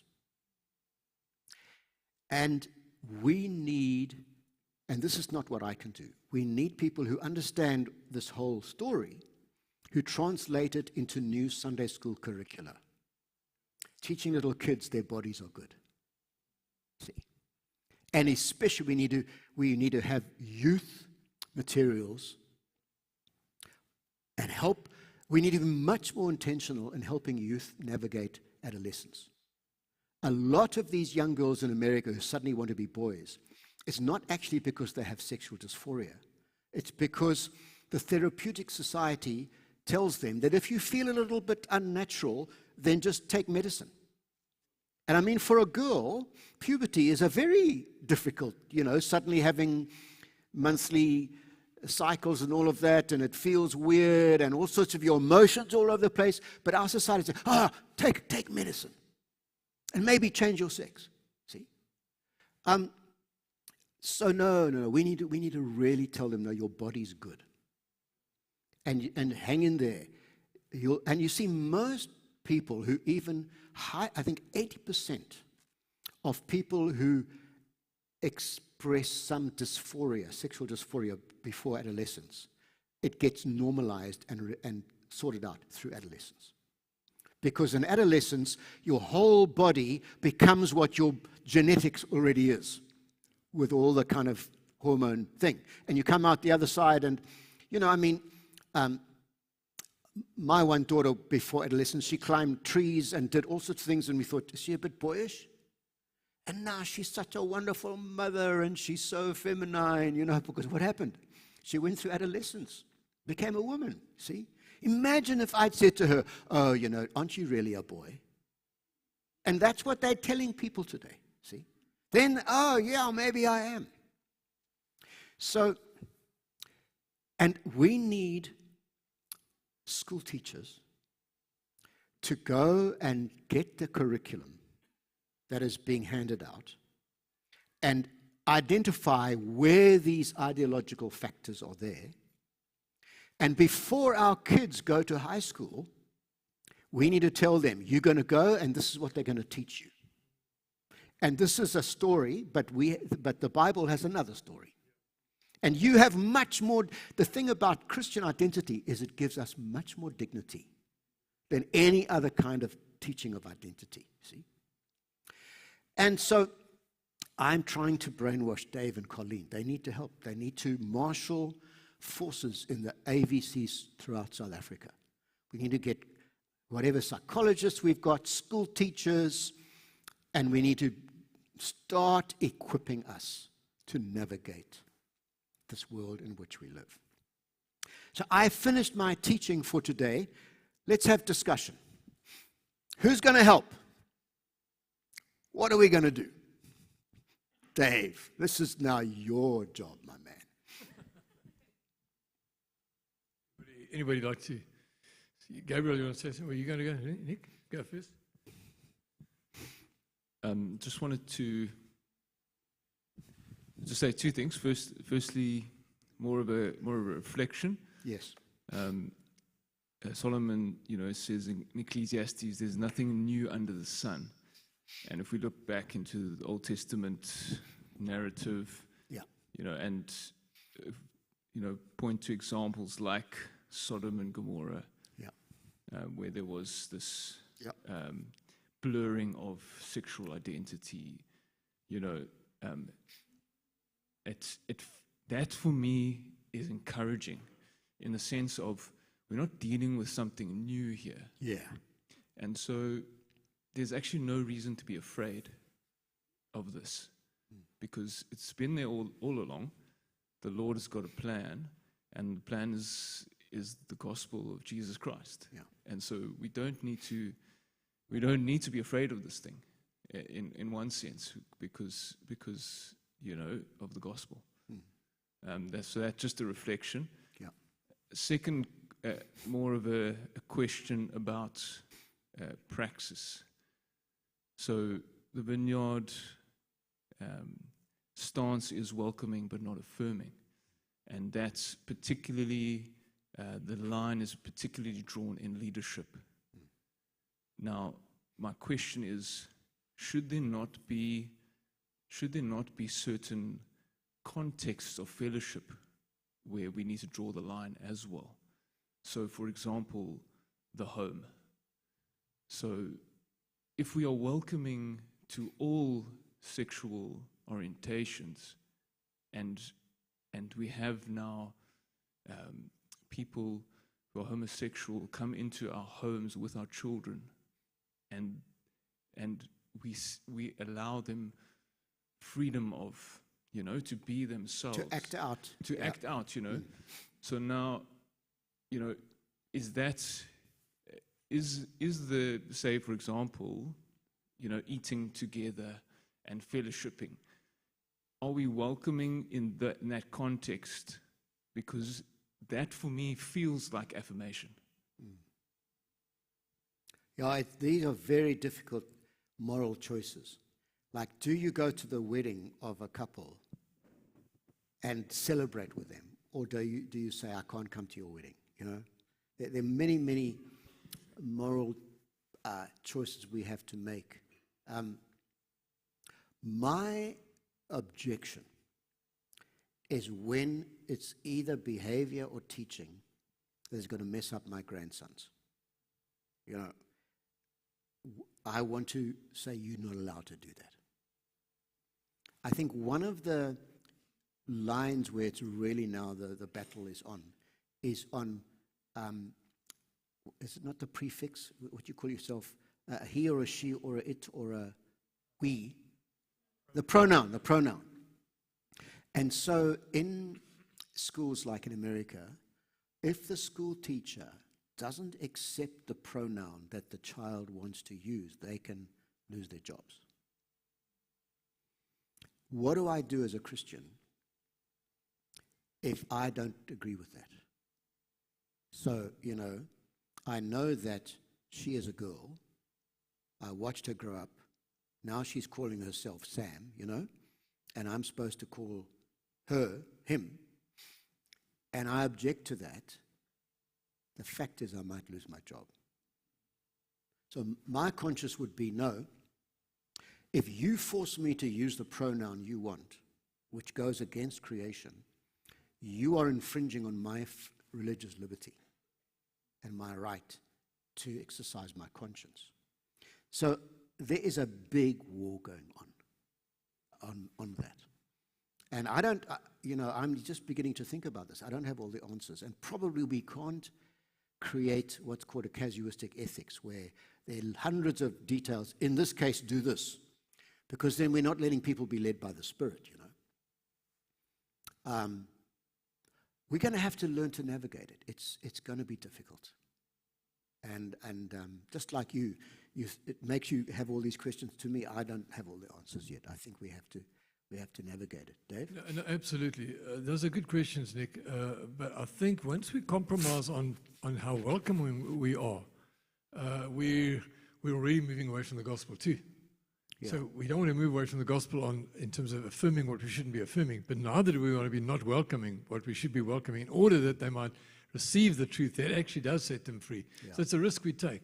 But when you get someone, say, come into your hospital, they've got a particular contagious illness, you will need to take the precautions to put them in an isolated ward or something like that. So likewise, if somebody is coming in, has a violent streak, or whatever the issue might not be sexual, you wouldn't just welcome them in your home without monitoring their behavior. You would make sure they're shadowed or protected in some way. So I think we take the precautions to give extra care, as you would in a hospital, to the vulnerable people coming in. So in church, we would do the same. I think this line of being welcoming and not affirming is a very helpful distinction, and they must be both very strongly endorsed. That would be my response. Yeah. Connie? And Dave, I just wanted to say, isn't it, we welcome everybody into the church, but if they start pushing their ideology, like they get into a home group and they start arguing in favor of it, then we say, no. Yeah, Derek, that's what I was saying Then yesterday about, exactly. about anyone who's coming and having a divisive influence. Then we were able to. Do you want to just finish that comment there, Nick? I think I totally agree with those principles, but it seems like we are defining the battleground intellectually. In terms of someone can push the ideologies by acting out their desires, by being physically affectionate. That can be a way of pushing your ideology. So No, I agree. I reckon if a couple comes into our fellowship and they start acting like a couple, and that has crossed our ethical line, that behavior is pushing their ideology. I agree with you. So, Connie, you wanted to say something?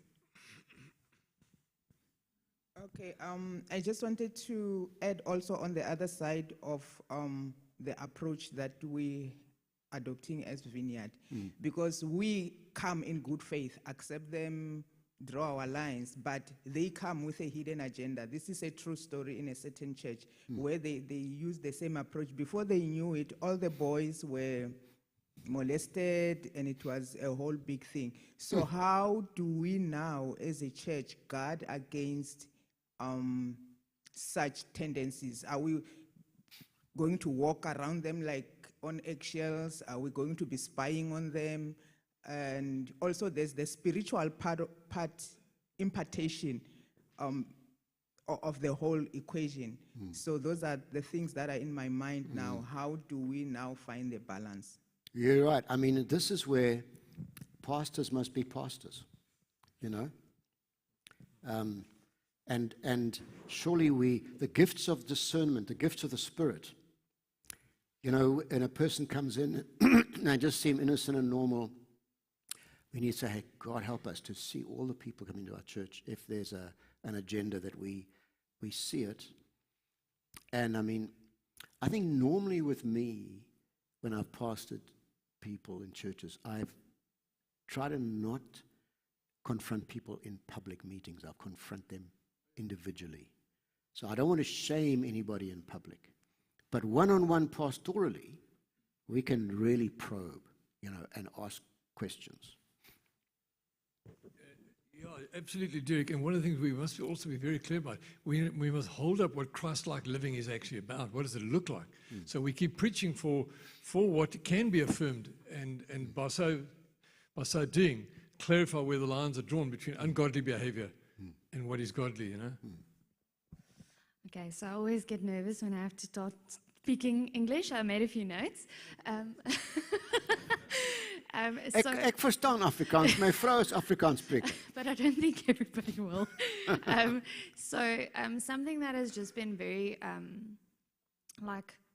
in my face since I've grown up is the fact that parents aren't educated to know how to deal with their emotions. Yeah. And I've seen that going through the generations, and it's actually caused children to want to discover things from Google and friends, and I feel like that is one of the big problems, because parents don't know how to guide their children through the developmental stages. They don't know how to guide children through the discovering stage.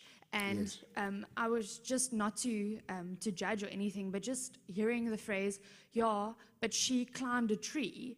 So we've associated certain behaviors with gender. With masculinity and yes. And I feel like that's such a big thing, because I was a tomboy, solidly. Yeah. So, and that actually led, and early years of molestation and things that happened led me to start questioning, because nobody guided me in these things. Yeah. There were thoughts and things, and my parents just didn't have the knowledge to help me to find the people to counsel me and all that. So by the age of 17, I was like, well, maybe I am maybe bisexual. And I mean, this was before the hectic stuff that we're dealing with today. So I feel like a lot of people, and especially in the Afrikaans culture, they prefer to not engage in this, Is it too embarrassing to talk about? Not even embarrassment, it's just, it's wrong. So if the child is not, understanding this, just give them a whack and they must get right. But to, as you say, to learn how to educate parents, not necessarily in such an in-depth theological way, but to have this in discipleship groups with our parents so that they can learn how to navigate life as it is now. So, so to also become aware of what we use. I had a revelation like a few years ago where in school, when a boy was developing a bit later, immediately we would go, oh, is he maybe, he's probably gay, Yeah. And I felt so convicted because I had this moment where I felt the Lord said, but you have been speaking this over that person, and if we talk about we're in a spiritual warfare, and what we speak has and power, what we affirm, yes. Exactly. So it's just something to think about also for us now, to not just push away, but to become aware of our ignorance in dealing with things, and also to help children navigate the differences and the developmental stages of people in a society that we are in today. Gee, this is so helpful. You've given me an idea. Hey, Dave, we've used marriage seminars for evangelism, haven't we? Churches set up, a marriage seminar and invite all your non-Christian friends who are getting married, and we'll equip you a marriage seminar. Or like sometimes we've used seminars on how to get out of debt, for instance, and invite people. And now imagine if we offer to Port Elizabeth, Dave, a seminar on how to parent your child in the modern, confusing, transgender-oriented world. You know what? There are a lot of parents who aren't Christians, but they just can see insanity for what it is.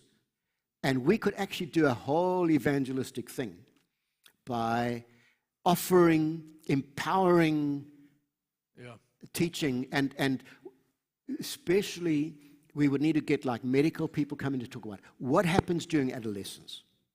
If your teen acts like this, don't come to this conclusion, because this is part, just what you've been saying. Hey man, we could do a whole evangelistic thing. Absolutely. Denzel.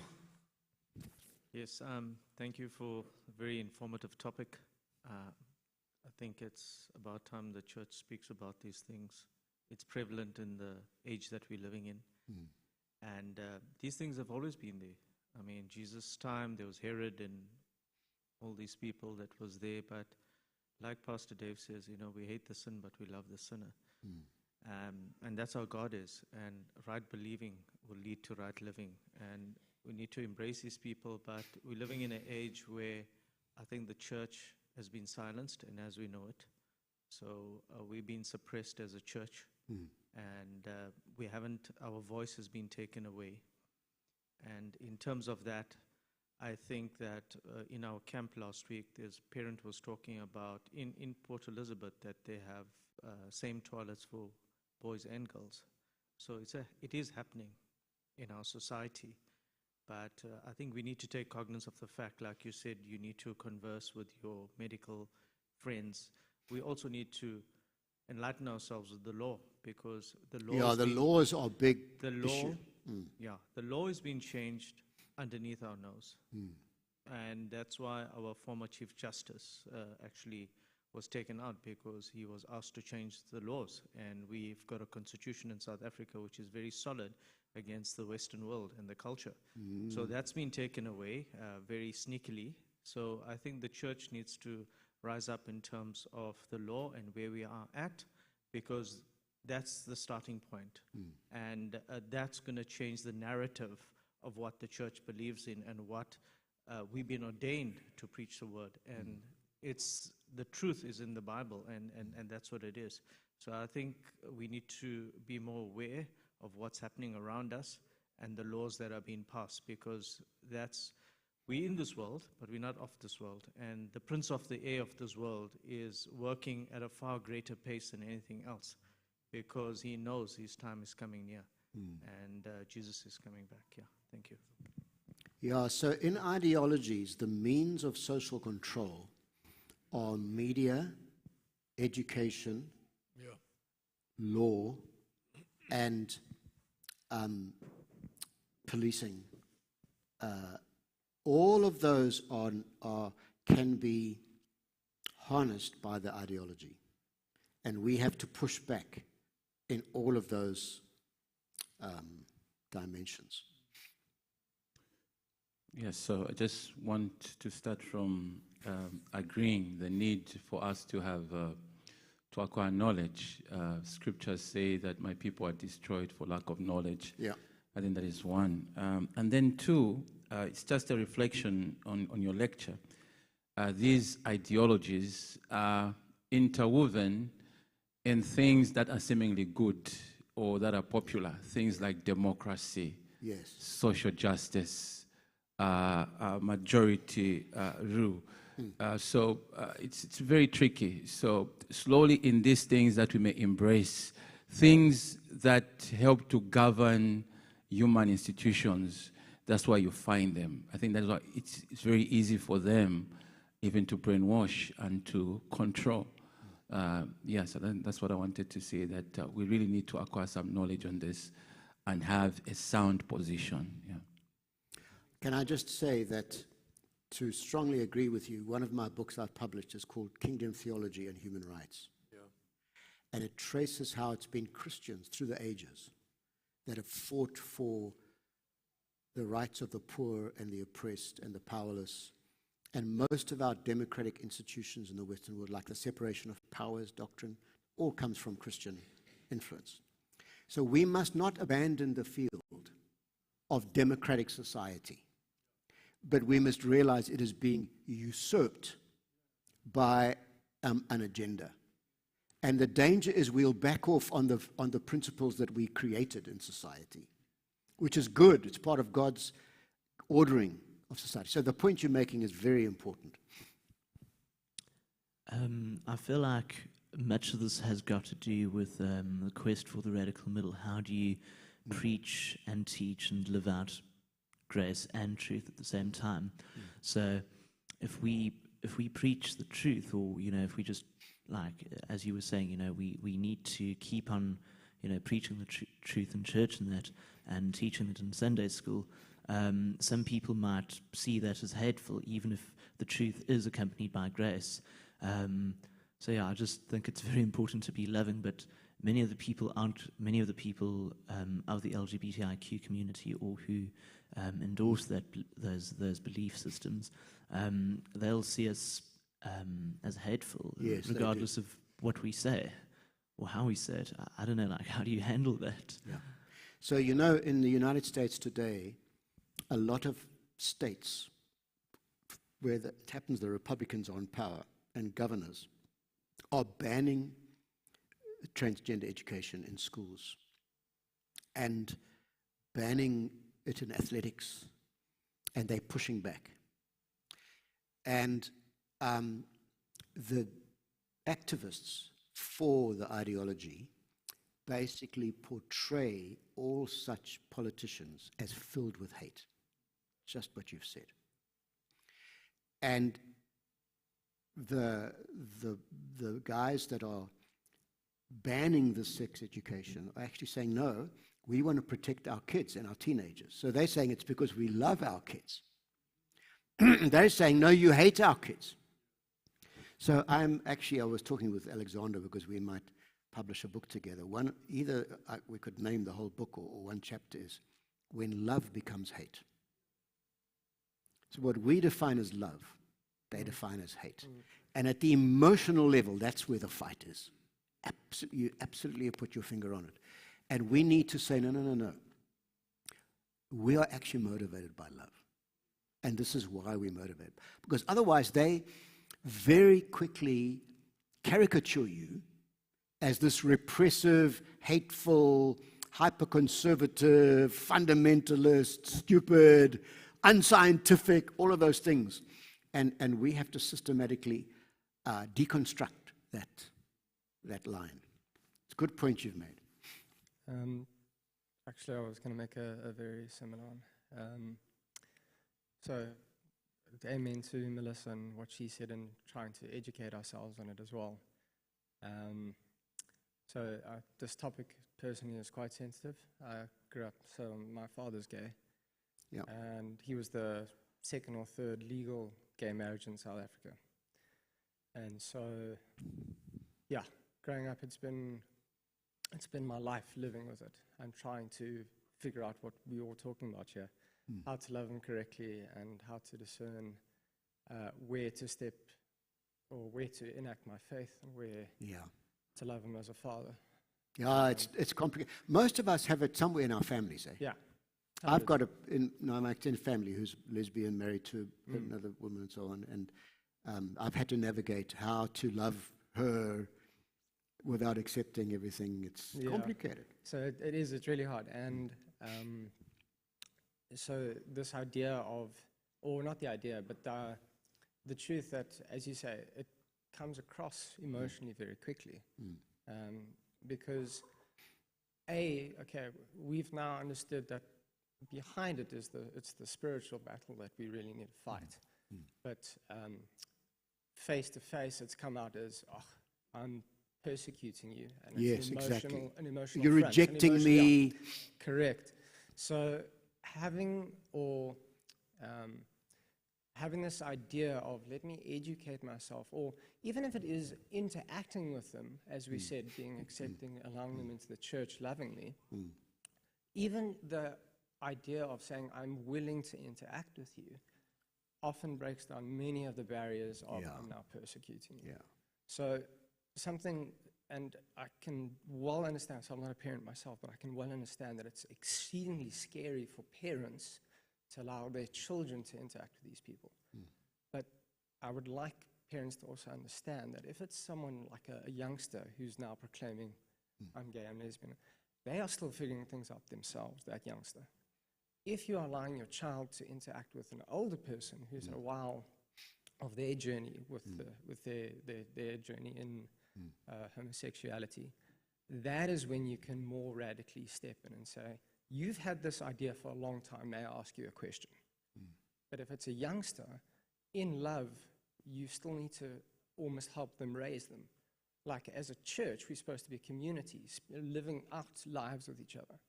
So the youngsters are the ones that need so much help because they're confused, they've been bombarded, as you say, with like media and a whole bunch of things, and they don't necessarily fully understand it themselves. So it's in that space with the youngsters where we need to step out in love, and with the older generation who've proclaimed that, yes, I am a lesbian and this is good or whatever, that's when we can ask the harder questions with those people. Just perhaps something small, my 5 cents. Thanks, Tyler. Thanks for sharing. Thank you for that. Val, you had something to ask? Yeah, as we're talking about this, I'm reminded of reading a book by James Dobson when my son was 12, 13 years old, and I was trying to figure out how to parent him. And I think the book was called Raising Boys or something to that effect. And Bringing Up Boys, yeah. And he had a chapter in the book about talking to your sons about the whole thing of homosexuality. And then he had an addendum in the back of the book, which I read, and I must admit I landed on the place, this is complete conspiracy and crazy Christian speak.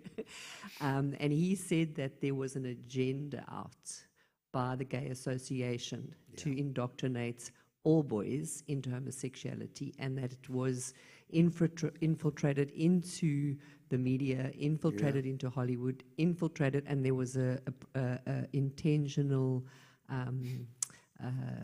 mandate to get directors into Hollywood, script writers, actors, to portray that homosexuality is normal.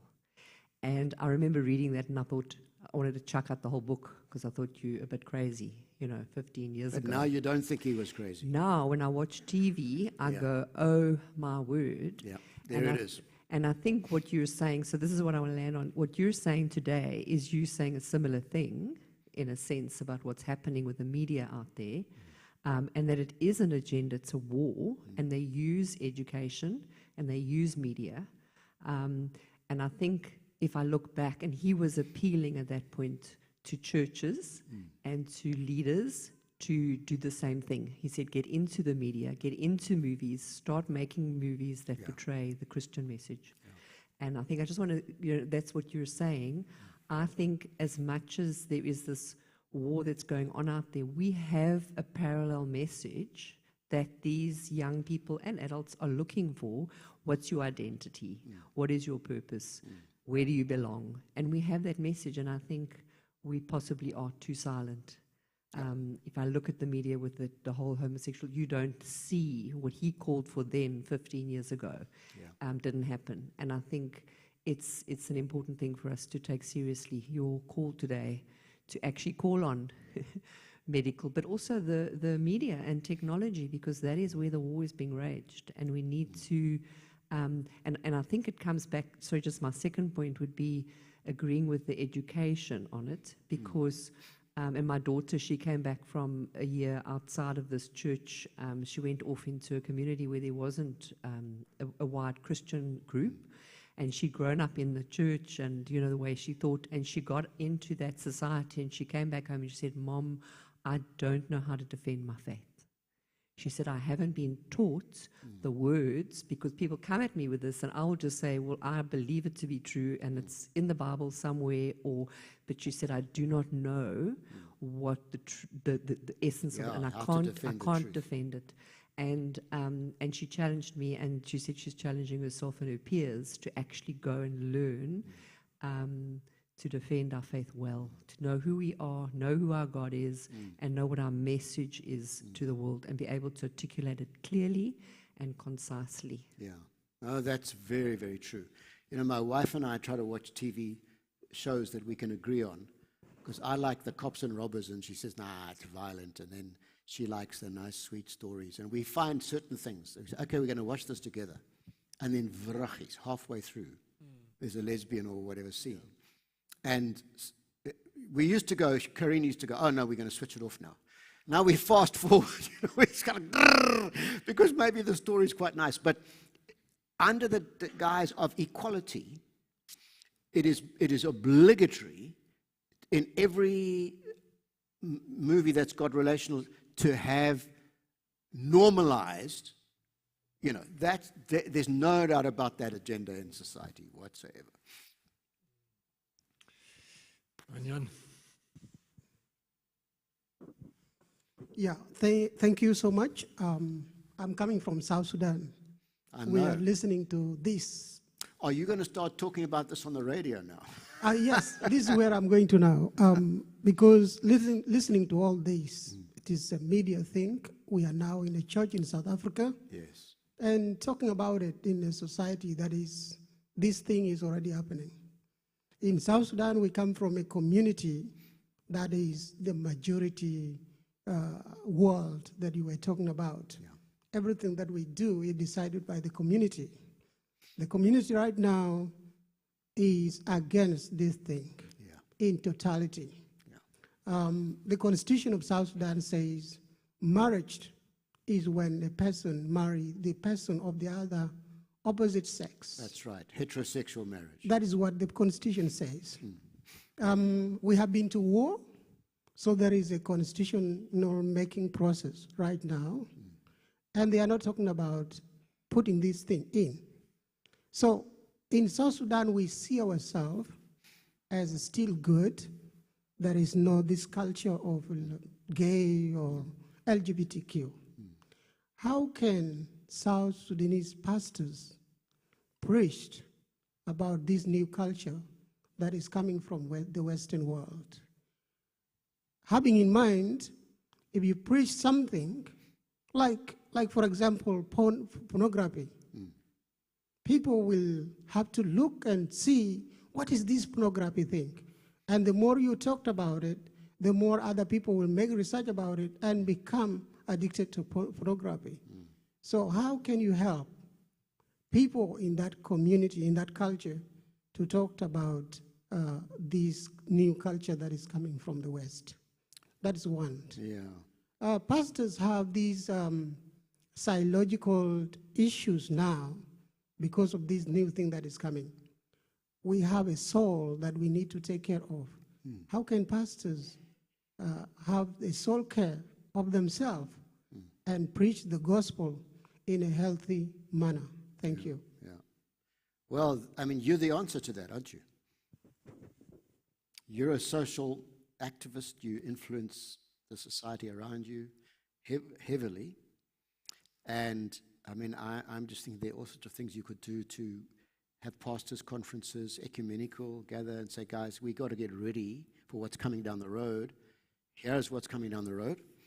So, you know, what I'm trying to do is, I'm hoping Alexander Fenton and myself, we may be hoping to publish a book on it. And if we do, then you could take that and you could say, all right, equip your pastors, because you're absolutely right. If they don't have their eyes open, then the politicians will get influenced, and a lot of it from the West is our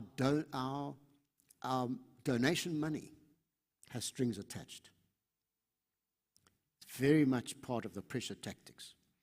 And then African leaders saying, no, we want your money, but you're not going to come and determine our culture. And we have to fight that fight. And we need to equip our pastors to influence, be engaged in society, to say, no, we're not going to get donation money if that's for instance, the string attached. I think we have to think about all of those things. Yeah, Dave? This has been very helpful, guys. You've been enjoying it, Helpful. You know, I think one of the most helpful things we can do is actually take some time to pray. We need wisdom. We need God's applied courage and wisdom and discernment as we pick this up, because we really want to be here for broken humanity. We're not sitting here as a Sanhedrin, just sitting in judgment on the world. We're actually here to bring light and hope.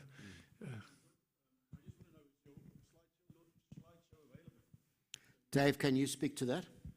Yeah, we've got this. So the session's been on live stream, so it'd be saved for us. But can we sort of get the actual slideshows? The actual. I have said that all my PowerPoints are going to be made available. Yeah. And they are in that computer at the back there. Yeah. So how they get from that computer to... We bring a stick, we can...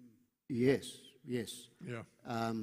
But Dave also said a thing, if you give your email address, they're going to send out an email address. Yeah, there's a clipboard, Margie. A download site.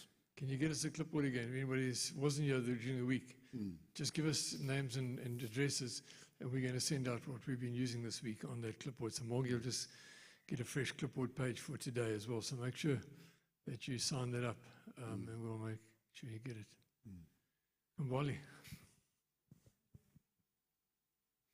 Yeah, it's a very huge topic, this one. I could be here all day, but I just want to comment on parenting, on what Val said. Yeah.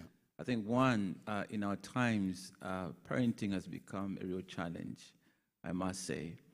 And then secondly, the intention of the gay community, how they've gone into media and, I mean, practical examples is where you're watching cartoons, which were okay. I mean, if I leave my kids are watching cartoon, nothing is wrong. But this time it's different. And so thirdly, it's how to respond. So even when you see it, they're watching a cartoon, I'm thinking if I switch it off, I'll raise an alarm. They will say, but why has dad turned off this part? So you don't know how to engage it, how to respond, to say this is wrong. And also, of course, even in our communities, they don't know how to respond. They're being violent. They would stone this person. They just don't know how to respond. But as I sat here, I said, this is the time we need to be very intentional in our parenting, intentional in discipleship, and not just rhetoric, but to practical discipleship, walking through, beginning from our families where you walk the Christian life. Yes. I think that's what we need. That's how we probably need to respond. Yeah, indeed. Indeed. Thanks, Kimbali. Gabriel. Sorry for talking a lot. A lot have been said by the previous contributors, and they have talked a lot on social level. I just want to add something little on individual level. I think if we look at the explanation and the derivation from how it all comes about, it is all centered on the self-exaltation, or maybe saying that me first. Yes. And it all comes from the fact that if I am on my throne, then my freedom is paramount. Yes. So to me, I think at the individual level, we need to let Christians know that the word freedom has to be redefined. It has a limit. If you take freedom as a limitless, to be, to be free without limits, then it is true that you will land at some things that are not biblical. Yeah. So there is a need for Christians to know that freedom has limits. And if we redefine freedom as something that has limits, then we will know where do we stop? Where do our freedom stop? And it will be very easy for us to cope with it. However, if we think freedom is something that has no limit, we will move that way and we will find ourselves somewhere. Thank you. Oh, that's a very good point. This whole rampant individualism. Yeah, in the Christian identity, you die to self, don't you? Yeah, absolutely. When we apply the Romans 14 principle, where my freedom ends when my brother's bondage begins. So we work with a sensitivity to the bigger picture, you know. Yeah. Peter. Thank you. I just want to add on to what Manyan was asking there. If you make an issue out of pornography, for example, then people will go and research pornography and get hooked on pornography. So I think, we've got the truth. We've got the gospel. Romans 1:16. We've got the gospel, and the truth is what will set us free. So I think our major, or actually what I believe in doing, is to preach the gospel, and that'll set people free. Whatever the issue is, whether it's pornography, whether it's LG, whatever, whether it's stealing, whether it's alcoholism, whether it's anything, that'll set people free. And if we then something then specifically will become an issue, then we deal with that and finish that, but we stick to the gospel. And that will people will recognize, if we teach them the truth, they will recognize the lie. And that will set them free, and they'll just laugh it off, and they will not open themselves up to that. So I think it's very important to stay focused, stay in the Word, preach the Word, and disciple. Walk that road with the people. Oh, that's a good point. That's so good. The answer to dealing with the counterfeit is actually speaking more and more about the real. Hey? We just keep proclaiming the gospel, holding it, saying, but I think our challenge also is the application of that in different language, different scenarios. The gospel, what does it mean for our money, our sexuality, our relationships, our decision making? What does the gospel mean in all these? It's the application of the gospel. We use the word preach, but we actually mean how do we apply it? How do we present it? How do we gossip the gospel? That's quite important for us. Shakani? Okay, maybe start with a comment on what is being said now. I've learned that I've always wondered, how do blind people differentiate between the real money and the fake money? So somebody said they give them the true money, they hold it over and over and over again. So when they hold the fake money, they already know. So maybe just to wrap up what you are saying. But my comment was, when I think back growing up, like 100 years ago, my father is 90-something, education belonged to a church. It was the missionaries that came. They started the school. There was no beer hall on Sunday. Some mission stations didn't have all those. The change came in when the government took over the church schools and make them state schools. State schools. So I think us as the body of Christ now, we need to learn from those examples. What is it that the missionaries back then did right? Can't we learn from that? And in that way, all the things that we're talking about, our children in a Christian school, they will get the true money, hold it over and over again. By the time they go out, even if at university they go to a public university, they will be able to know the real thing. And they don't have to go to the internet and research because they know the real thing. So for me, that is the response of the church. One way is not all everything that was said about seminars and doctors and everything, but also on the education side, that is the possible way of addressing the issues. Molly's got that clipboard. If anybody would like to add their name to get some of the PowerPoint notes and PowerPoints that are coming out here, can we? It's on the table there. Maybe you want to get it for us there, Mark. You just raise your hand and Mark will bring the clip. It's on the little table at the back. Just bring it around. Anybody raise their hand who would like to add their name and contact details, and we'll make sure you get who would like to put in just one over here. Others might have already done it during the week. Are there any other comments or questions before we?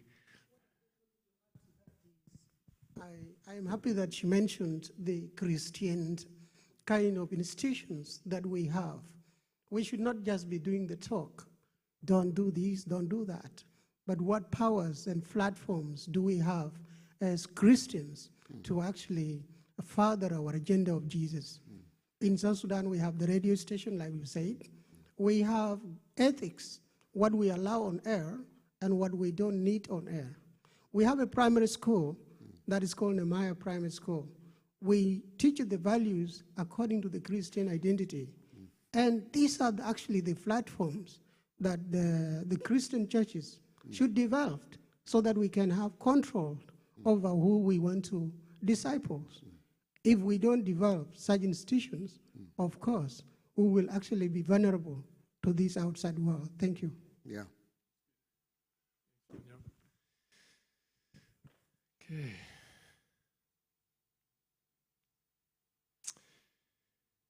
I think it'd be good if we took some time just to pray, man. Hey, the Lord will just consolidate our thinking, our heart responses.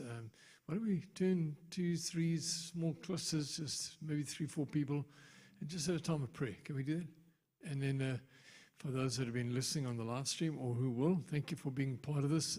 We're going to just take some time to pray and wrap it up in a prayerful way, and we'll be sure to pick it up as the Lord is leading each of us in our varieties of churches and ministries. Because some of the guys, as you would have seen, come from, saying this also for the guys on the live stream, from South Sudan, Mali, Zambia, different parts of South Africa, and I know also David Quayle from Ghana is here as well, so different parts of Africa represented. in different parts of South Africa as well. So just be aware of that, and we'll make these resources available. And just to say again, you can get this on the Vineyard South Africa Facebook and live stream platforms from YouTube as well. So you can pick us all up there as well. Let's take some time, turn in 2s, 3s, maybe 4s. Just take some time to pray for our testimony, carrying this well, and may the Lord continue to lead us, and say thank you to Derek for your input as well. So let's pray, guys. Thank you.